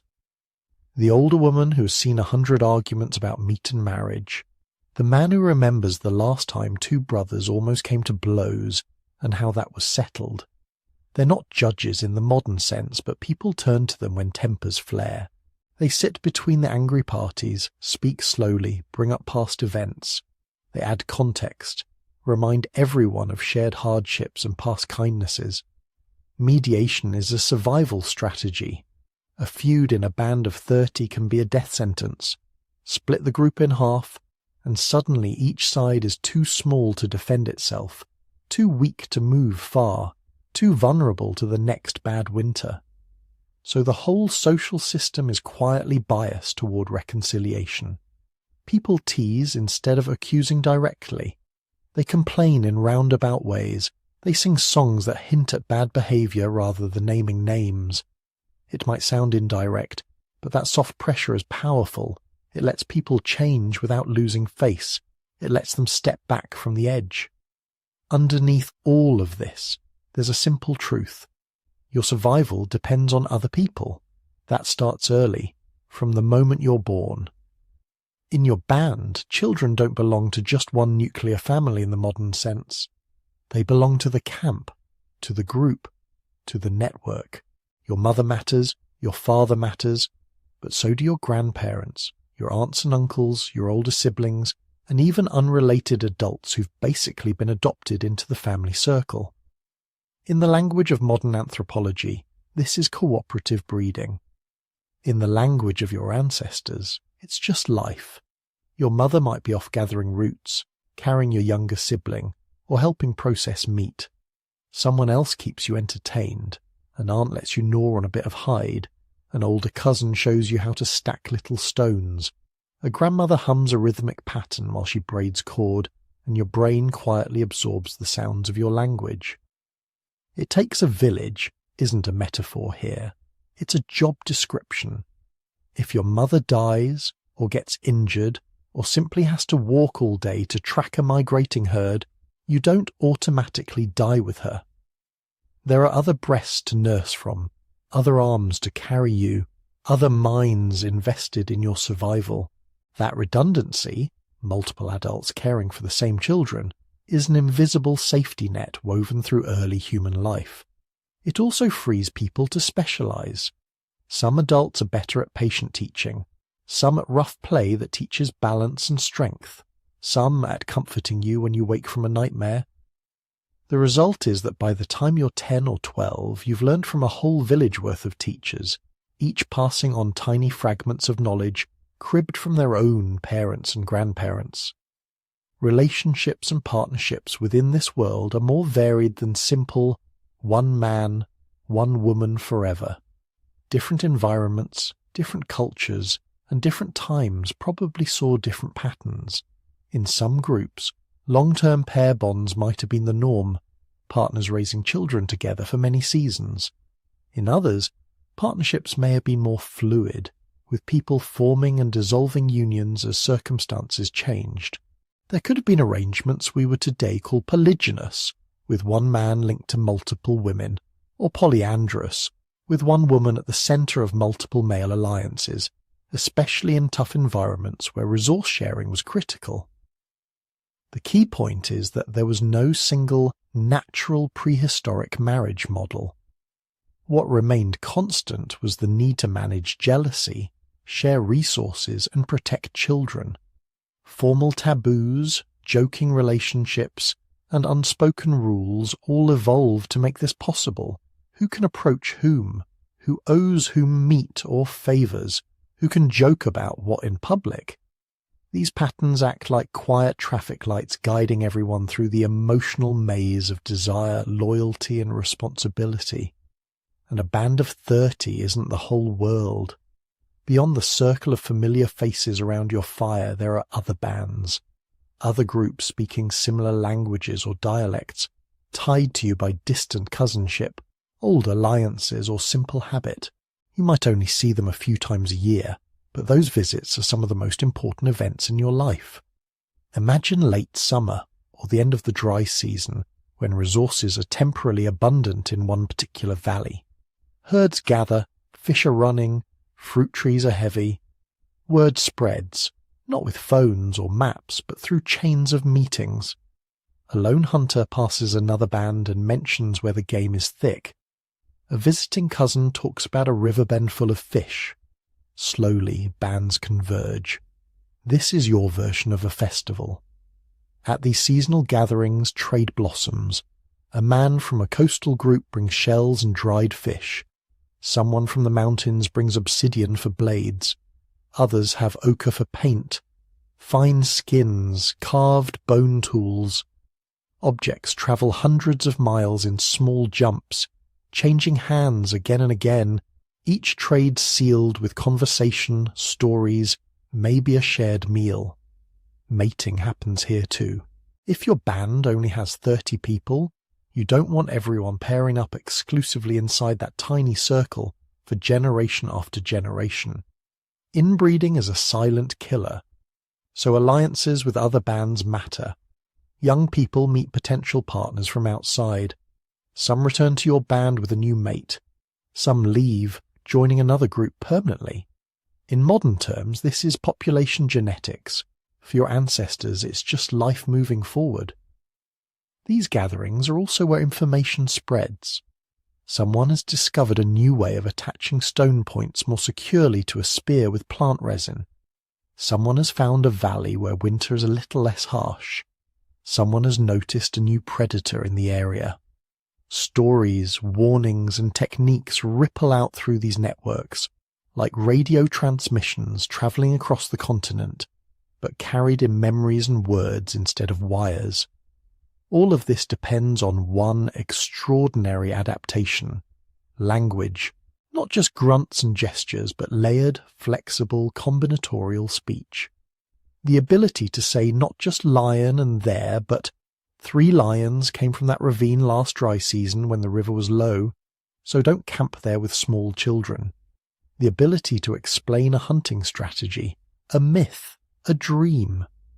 By 40,000 years ago, your ancestors almost certainly had languages as capable as any spoken today.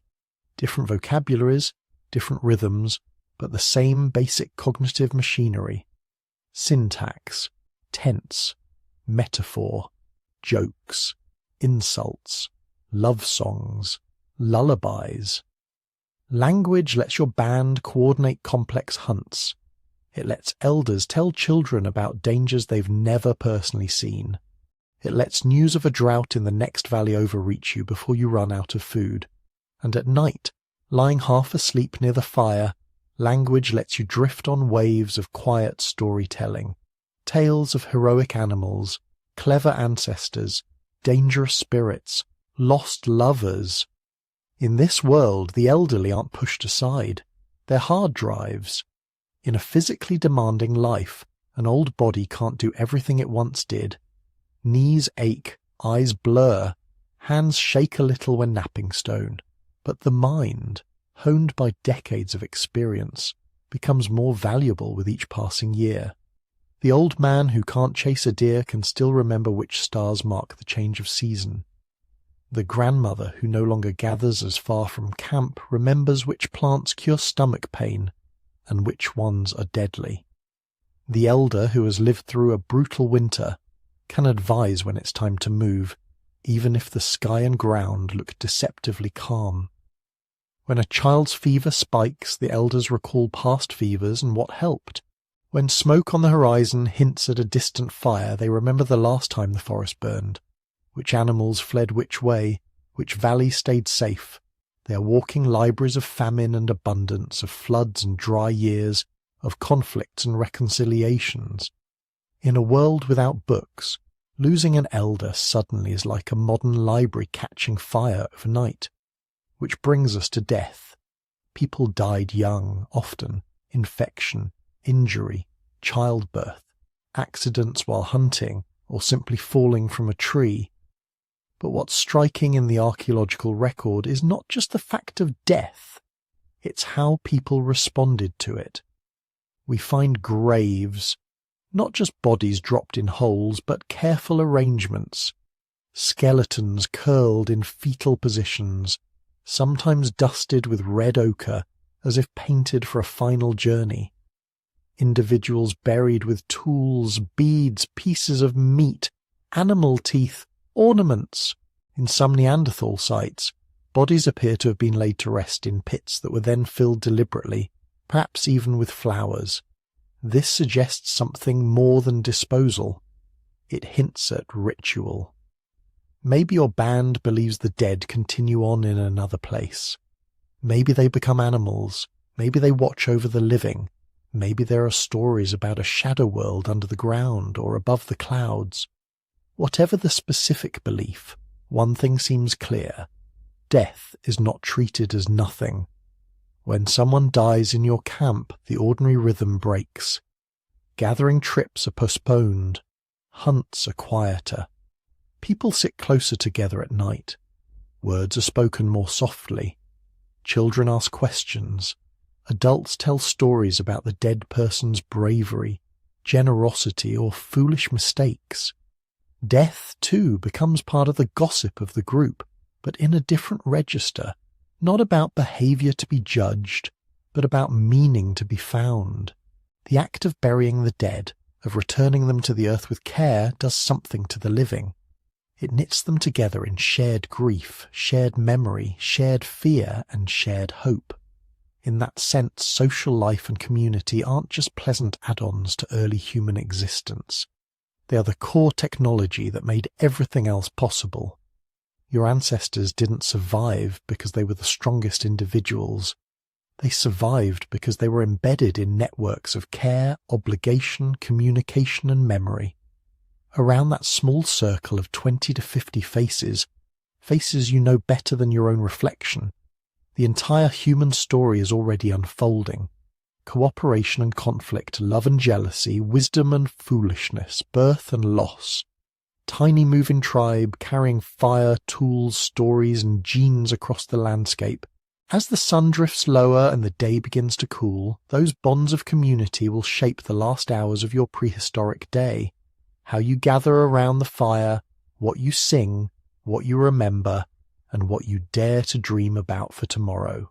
By the time the hunting and gathering of the day were done, when bellies were mostly full and the fire had burned down to a steady orange glow, something else usually began.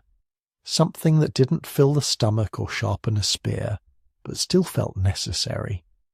Your ancestors had another job besides staying alive. They had to make sense of being alive. Picture the entrance of a cave as night falls. The last light is fading outside, the air cools, and the sounds of insects and distant animal calls begin to rise. Inside, the fire paints the walls with moving shadows. Someone picks up a piece of red ochre.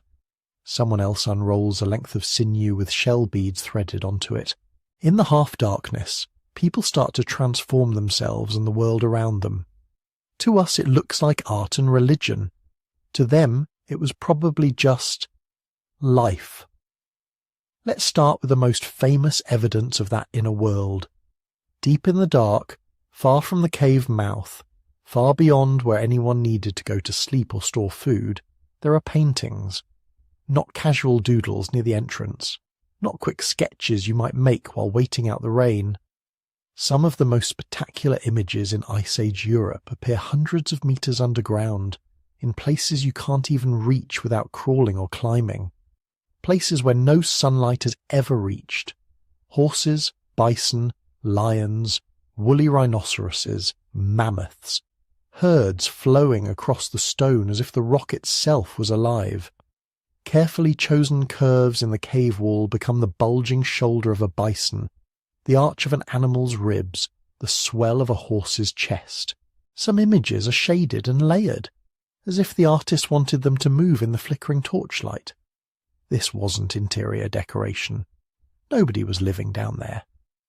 To get these paintings, people had to gather torches, fuel, pigments, and tools. They had to organize expeditions into absolute darkness. They had to know the cave well enough not to get lost. They chose these places deliberately, then filled them with images that, as far as we know, only they would ever see. Why? We don't know. But there are clues. One possibility is teaching. Imagine the hunters of your group bringing adolescents into the cave, torches in hand, pointing at painted herds while they tell stories. Where to aim your spear. How a wounded animal behaves. which season the bison pass through which valley. The cave walls become a kind of three-dimensional blackboard, a school hidden under the earth. Another possibility is ritual. In many traditional societies, images of animals aren't just pictures, they're tools to influence reality, to draw a successful hunt into being before it happens, to honour the spirit of the animals you depend on, to apologise even for taking their lives. Those painted bison may have been more like prayers than paintings. Or maybe it was both, teaching wrapped in myth, practical knowledge encoded in sacred stories, a ritual hunt painted in the dark that prepared you for a real hunt in the dawn. And still, the question lingers, why so deep? Why risk the dangers of underground tunnels when a rock face outside would work just as well? Some archaeologists think those deep chambers were chosen exactly because they cut you off from ordinary life. Once you were down there was no day or night, no horizon, no weather, just stone, darkness, fire, voices, and whatever moved inside your own mind. That's the perfect recipe for altered states of consciousness, which brings us to something we can't fossilize but we can infer, early spirituality. Across many hunter-gatherer cultures today, there are figures we would call shamans, people who dance, chant, fast, or use psychoactive plants to enter trance states. They travel to other realms, talk to ancestors, negotiate with animal spirits, heal the sick. If something like that existed tens of thousands of years ago, and the evidence suggests it might have, it would make perfect sense to bring those ceremonies deep underground into the belly of the earth itself. In the dark caves of Europe, archaeologists have found strange clusters of dots, lines, and geometric signs around the animals.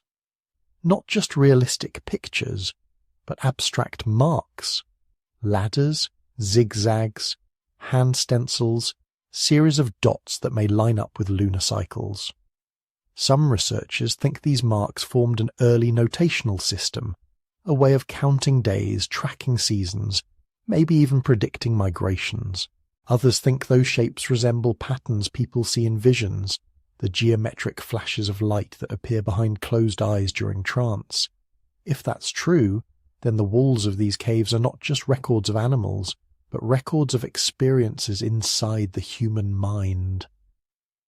While all this was happening underground, something else was happening on the surface. People were decorating themselves. Long before the famous cave paintings of Europe, tens of thousands of years earlier, humans in Africa were grinding ochre, iron-rich minerals, into powder. They mixed it with fat or water. They rubbed it on their skin. They smeared it on tools. They used it to stain hides. At sites over 100,000 years old, archaeologists have found pieces of ochre deliberately shaped and engraved, as well as shells pierced for threading. Little beads, worn smooth in places where they rubbed against skin or clothing stained with pigment, necklaces, bracelets, maybe anklets that jingled when you walked or danced. Personal adornment might sound trivial compared to hunting mammoths, but it marks a profound shift. When you start decorating your body, you're sending messages without words. Colour, pattern and jewellery tell people who you are and where you belong, married or single, healer or hunter. Member of this group, not that one. Those beads and pendants may have carried stories too.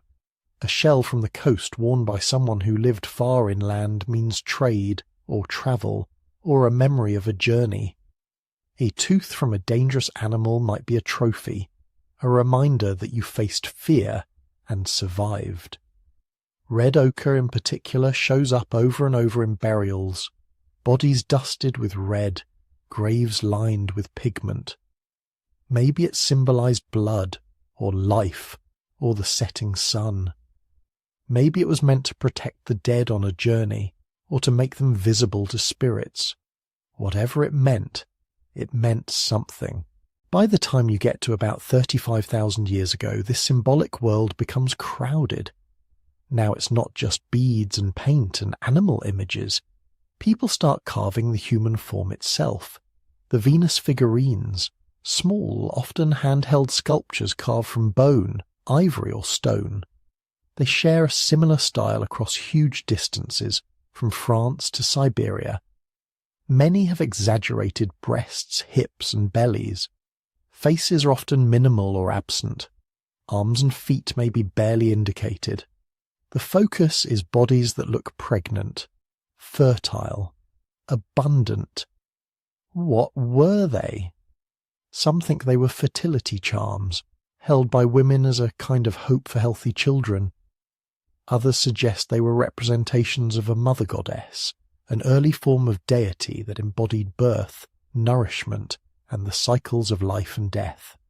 There's even a theory that some were self-portraits carved by pregnant women looking down at their own bodies, seeing their belly, hips, and breasts, but not their face. We can't be sure. But whatever their purpose, these figures show something crucial. People were thinking about themselves as symbols, not just, that is a woman, but this small object stands for something bigger. Womanhood, motherhood, life. And that symbolic thinking didn't stop with bodies and animals, it extended to the sky. There are hints, just hints, that some early humans were paying careful attention to the stars. At a few sites, carved bones and stones show series of notches that may match the phases of the moon, or seasonal events like migrations and plant ripenings. Certain animal images in caves appear clustered in ways that some researchers argue line up with star patterns seen at particular times of year. These interpretations are controversial, but it wouldn't be surprising. If your survival depends on remembering when the herds move, when the salmon run, when certain plants are edible, you watch the sky, you notice patterns. Eventually you might start to think the sky's a kind of giant story written just for you. And if the sky tells stories, then maybe the animals do too. For hunter-gatherer peoples around the world, animals are rarely just meat. They are persons of a different sort. Teachers, tricksters, guardians. The bear that walks on two legs, the raven who steals the sun, the antelope that gave humans fire. These stories aren't just entertainment. They're moral lessons, ecological knowledge, maps of the landscape woven into memory. Your Paleolithic ancestors almost certainly saw the world this way. When they painted a running horse on a cave wall, they may not have been drawing a horse. They may have been invoking a spirit that moves like a horse, thinks like a horse, sees the world from a horse's height. To offend that spirit might mean bad hunting for years. To honour it might bring abundance. The result is a world where everything is alive with meaning. Rocks, rivers, trees, animals, clouds, stars, all beings, all with stories and intentions. And in that world, special people would emerge. The ones who dream vividly, who notice patterns no one else sees, who can calm a panicked child or soothe someone in pain with words and songs. These might become the shamans or whatever your ancestors called them. Imagine a night near the fire. The day's work is done. People sit in a loose circle, some mending nets, others half asleep. The shaman, or the storyteller, the singer, the one who goes between, begins. A drum starts, maybe nothing more than stretched hide over a frame, or a hollow log struck with a stick. The beat begins slow, heart-like, then faster. Voices rise, feet start to tap. The group's breathing unconsciously synchronizes. After a while, you're not just listening to the rhythm, you're inside it. Music is one of the oldest human technologies we know. Bone flutes made from the wing bones of birds, hollowed-out reindeer antlers that can be played like wind instruments. Simple percussion instruments that would leave no trace in the archaeological record, but are almost certainly as old as language itself. In the flickering firelight, rhythm and melody do something extraordinary. They dissolve the boundaries between individuals. When everyone moves in time, sings the same phrase, claps on the same beat, the group becomes a single organism for a while. Fear contracts, time stretches. People enter shared trance states, mild or deep, without needing drugs, just breath and sound and movement.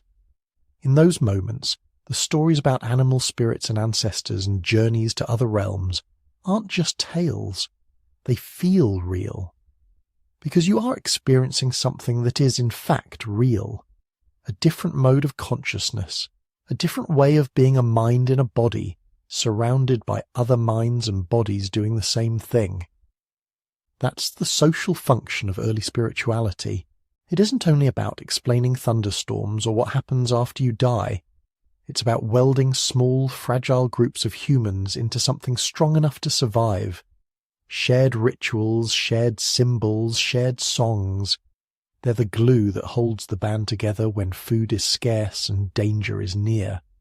And when you put all of this together, the deep cave art, the beads and ochre, the carved figurines, the abstract marks, the music and trance, you get a picture of early humans that's very different from the caricature of brutish cavemen.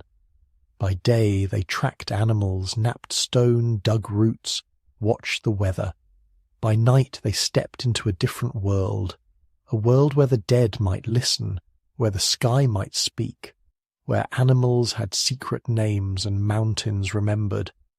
They carried heavy spears and sharp tools, but they also carried invisible things, myths, songs, rules, taboos, dreams. And when the fire finally burned low and the last stories ended, when the ochre-stained hands were wiped clean on hides, when the drums went silent and people stretched out on beds of grass and skins, they fell asleep in a universe they had helped to create, a universe of meaning layered over the raw facts of cold, hunger, and danger. While they slept, the painted herds waited in the dark tunnels underground. The beads rested against sleeping skin. The Venus figurine lay beside someone's head, or buried in a pouch with other small treasures. Above them, the stars turned slowly, whether anyone watched or not. By morning, the practical work of survival would begin again. But that inner life, the songs, the symbols, the sense of hidden forces moving through everything, that never really stopped. It's still with us. Only now, instead of torchlight on limestone, we use screens in the dark. Instead of ochre on skin, we use digital avatars and fashion brands. Instead of carved ivory figurines, we have icons and logos and characters that mean far more to us than their physical substance. The tools have changed. The wiring underneath has not. As the night deepens in our Paleolithic camp, the last embers glow red. Someone turns over in their sleep.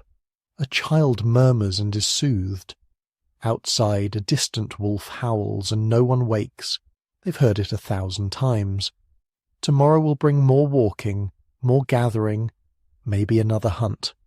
But for now, in the quiet between the crackling coals and the first light of dawn, the inner life of early humans rests. Not vanished, just waiting to rise again with the sun and the stories. And as that new day begins, we can follow them into the next part of their routine. By late afternoon, the light is changing.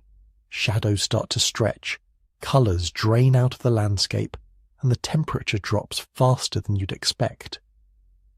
For Paleolithic people, this isn't just a pretty sunset, it's a signal, a quiet alarm clock telling everyone, whatever you still need to do, finish it now. The open landscape that felt manageable in daylight becomes something very different in the dark. Depth perception collapses. Predators that spent the day hiding in the shade start to move, so your ancestors begin to contract their world, pulling it inward, drawing activity toward the same thing that has defined evening for humans for at least hundreds of thousands of years: fire. Not everybody had it all the time. There were probably still groups that lost fire occasionally or went without during travel. But for many late Paleolithic communities, fire was as central to the evening as gravity is to your body right now. It's not just a tool, it's a boundary line. Inside the circle of light and warmth, us. Outside it, everything else. As the sun sinks, people drift back toward camp, toward that flickering centre. Gatherers return with armloads of wood, bundles of plants, maybe a few surprise finds, eggs, honey, shellfish. Hunters straggle in later, sometimes triumphant with meat, sometimes empty-handed and silent. Children, who have spent the day in a swarm of games and experiments, tighten their radius, pulled in by the same invisible gravity. The noise level shifts. Daytime work is all scraping, chopping, calling out across distances. Evening is more contained. You hear the crackle of wood, the soft thud of someone hammering a last flake off a stone tool, the muted murmur of voices as people settle into the glow. Before anyone truly rests, though, there's one more job that matters as much as food: building a place to sleep. Beds sound like a luxury, but they're really a survival technology. The ground is cold, it's damp, it's full of insects, parasites, and heat-sucking stone. Lie straight on it, night after night, and your body pays for it. So your ancestors learned to build barriers between themselves and the earth. Archaeologists have found traces of ancient bedding, compressed layers of grasses, leaves, and aromatic plants laid down in thick mats, sometimes renewed over and over in the same spot. Think of it as a low-tech mattress. First, someone clears the worst of the stones and debris. Then they lay down a base of dry material, grass, reeds, leaves, anything that traps air and sheds water. On top of that, maybe softer plants, maybe moss. Then, if they have them, animal skins, hides from deer, antelope, maybe even bigger game, hair side up for insulation, flesh side in for durability. It's not individually owned furniture. Sleeping spots follow a social map. Parents near children, elders placed where they're easiest to assist and protect. People with tense relationships, maybe not right next to each other. Over time, everyone knows where they belong when night comes. These arrangements reveal status, alliances, and affections without anyone having to say a word. And while all this quiet bed building is happening at the edge of camp, something more dramatic is happening at the centre: the evening meal. If you imagine early humans constantly chewing all day like grazing animals, the evidence doesn't really support that. For many groups, the largest and most reliable meal seems to have clustered around nightfall. During the day, people might snack, a handful of berries here, a cracked bone for marrow there, a few nuts or roasted tubers on the go.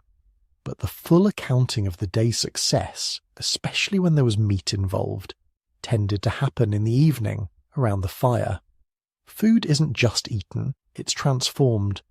Meat gets roasted or boiled in skin bags or bark containers, bones split for fat-rich marrow, organs cooked quickly before they spoil. Plant foods are pounded, peeled, ground, leached of toxins.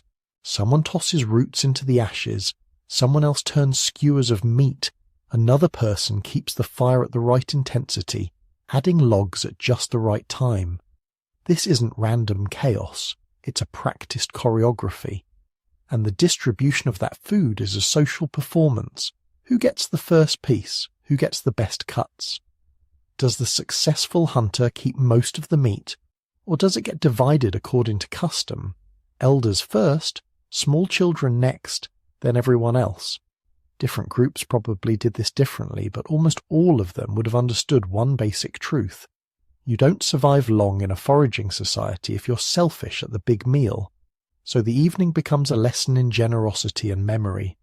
People notice who shares and who hoards, who makes sure the child on the far side of the fire gets a piece of liver or fat, and who pretends not to see. These choices sink deep. In a world with no written laws, these are the behaviours that shape your reputation, determine who will help you when it's your turn to be unlucky. While hands are busy, mouths are too. Firelight conversations are where human social life thickens. During the day, communication is often practical and shouted across distance. "Over here! Watch out! Try this way!" At night, the volume drops, the content changes. People debrief the day. A hunter quietly explains how the antelope bolted faster than expected. A gatherer laughs about the time they tipped over a whole basket of berries. Someone brings up a minor conflict from earlier, a harsh word, a broken tool, and the group smooths it over while chewing, because carrying that tension into tomorrow could be dangerous. There's planning too. When to move camp, who will scout that distant ridge, whether to follow the reindeer herds north or stay near the river a bit longer. These aren't formal counsels, but patterns emerge. Some people speak more. Others listen and nod, influencing the flow with a single quiet remark.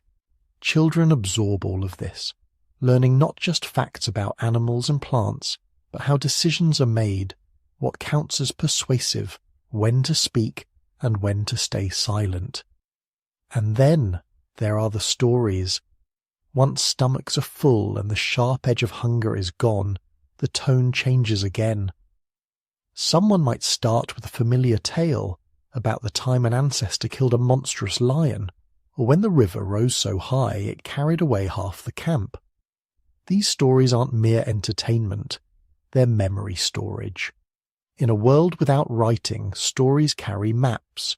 Which valley has the bitter-tasting roots that are safe to eat only if boiled twice? Which rocky outcrop hides flint suitable for blades?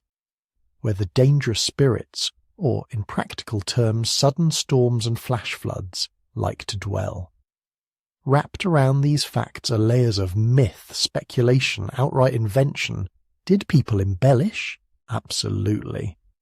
But the exaggerations helped make critical information unforgettable.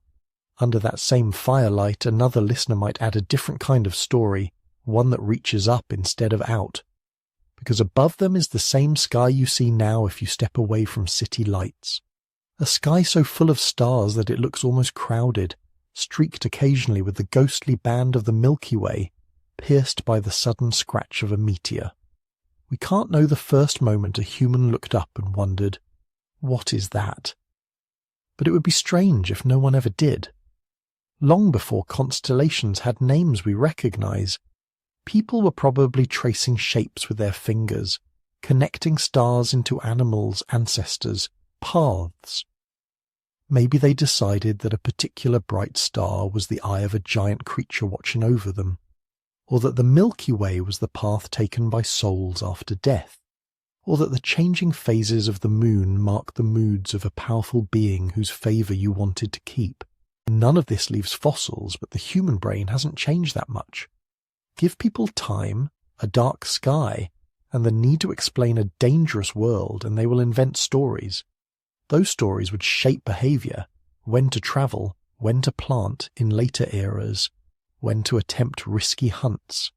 Slowly, night after night, a cosmic calendar might have formed in their minds, stitched together from light points no one could touch but everyone could see. But while eyes are turned upward and thoughts wander far, the body is still here, in a very real and risky place. Night in the Paleolithic world isn't safe. Beyond the ring of fire, predators move. Hyenas, lions, leopards, wolves in some regions. They smell the meat, hear the voices, sense the heat. Most nights, the fire itself and the concentrated human presence are enough of a deterrent, but not always. There are fossil sites where human bones bear the unmistakable damage of carnivore teeth. Caves that show layered occupancy. Humans one season, big cats the next. So someone always stays half awake. Vigilance becomes a rotating duty. Some people may be natural light sleepers, others take turns, waking to toss on more wood, listening for the wrong kind of rustle in the grass. The camp is arranged to slow anything that approaches. The densest brush cleared away, thorny branches piled at key access points, sleeping spots clustered so that if one person startles awake, others can be roused in seconds. And in many late Paleolithic camps there is another set of eyes and ears sharing this watch. Dogs, or at least the animals that would soon become dogs. By around 40,000 years ago, the process of domestication seems to be underway in some places. Wolves that were a little more tolerant of humans, a little less fearful, a little more willing to hang around the edges of camp scavenging bones and scraps. Over generations, those slightly tamer wolves may have been tolerated in turn, even encouraged. They're noisy when strangers approach. They smell predators before you do. They follow tracks. They can help you hunt. At night, they earn their place again and again. Curled at the edge of the firelight or even pressed against human bodies on the bedding, they add warmth. Their thick fur is a living blanket, especially for children. Their ears twitch at faint sounds no human would notice. A growl, a raised head, a sudden bark. They're an early warning system wired directly into your nervous system. Once you begin to rely on that, life without them starts to feel more dangerous. So you have this layered watchfulness.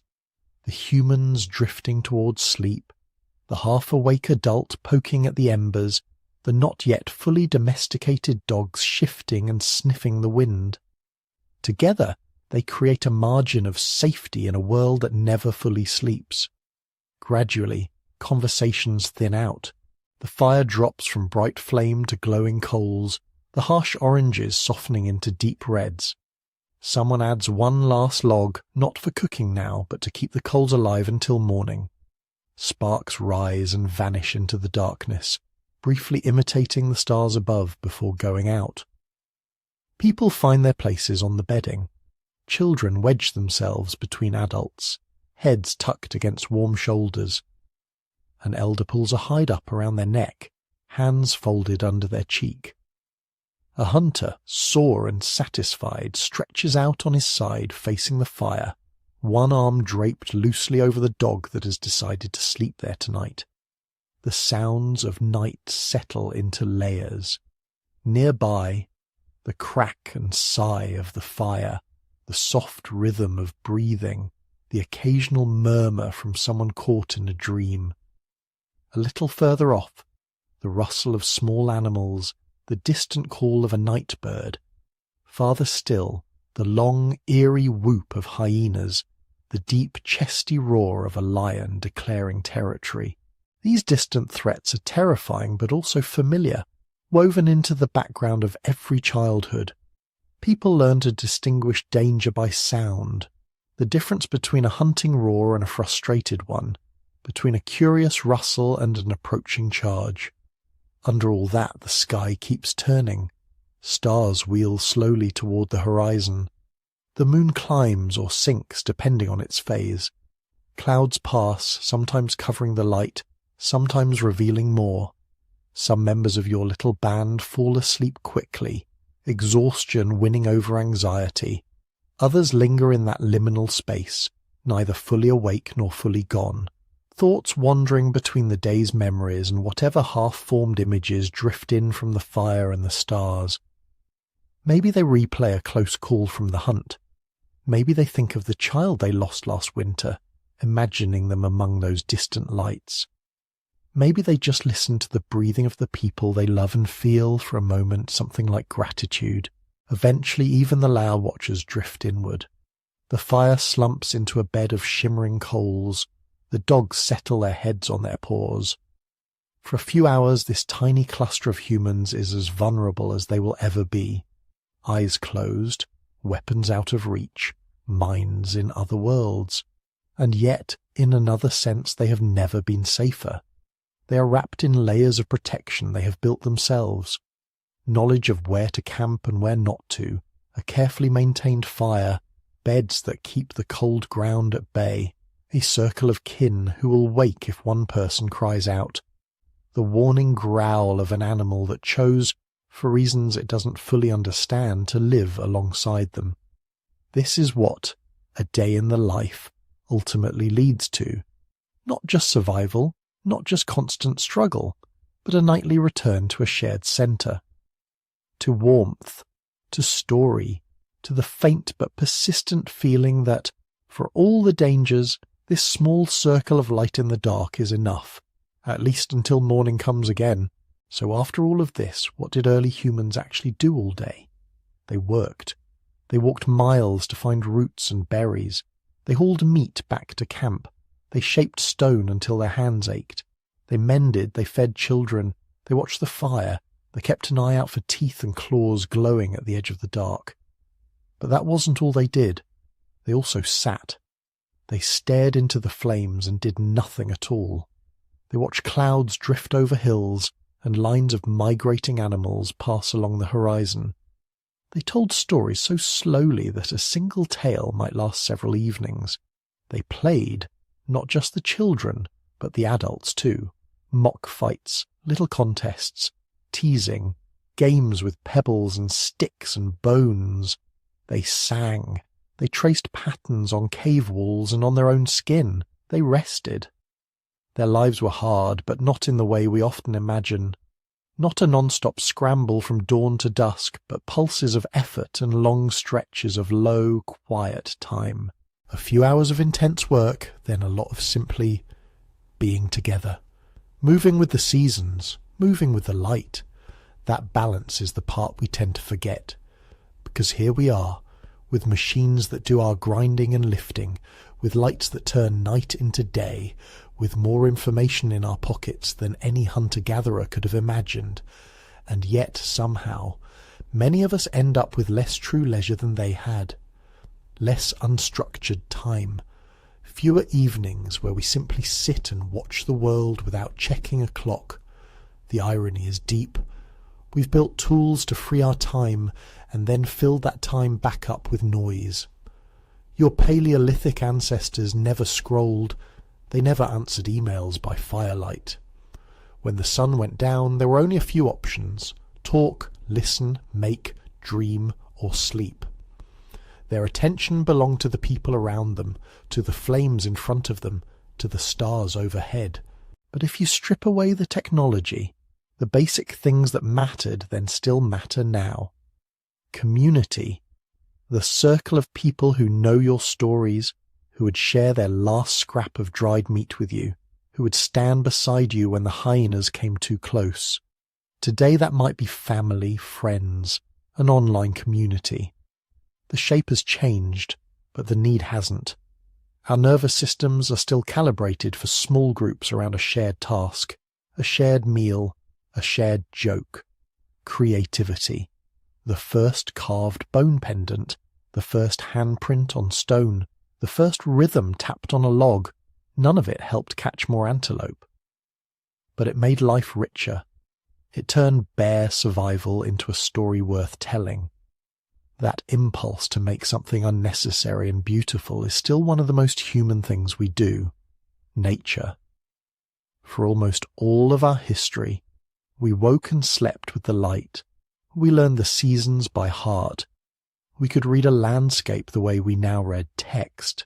Even if you live in a city, a part of your brain still quiets when you hear rain on a window, or wind in trees, or waves hitting shore. Those sounds are older than language, older than Homo sapiens, purpose. Early humans didn't have 5-year plans, but they had reasons to get up, feed the children, help the group, keep the fire alive one more night. Meaning was woven into daily tasks.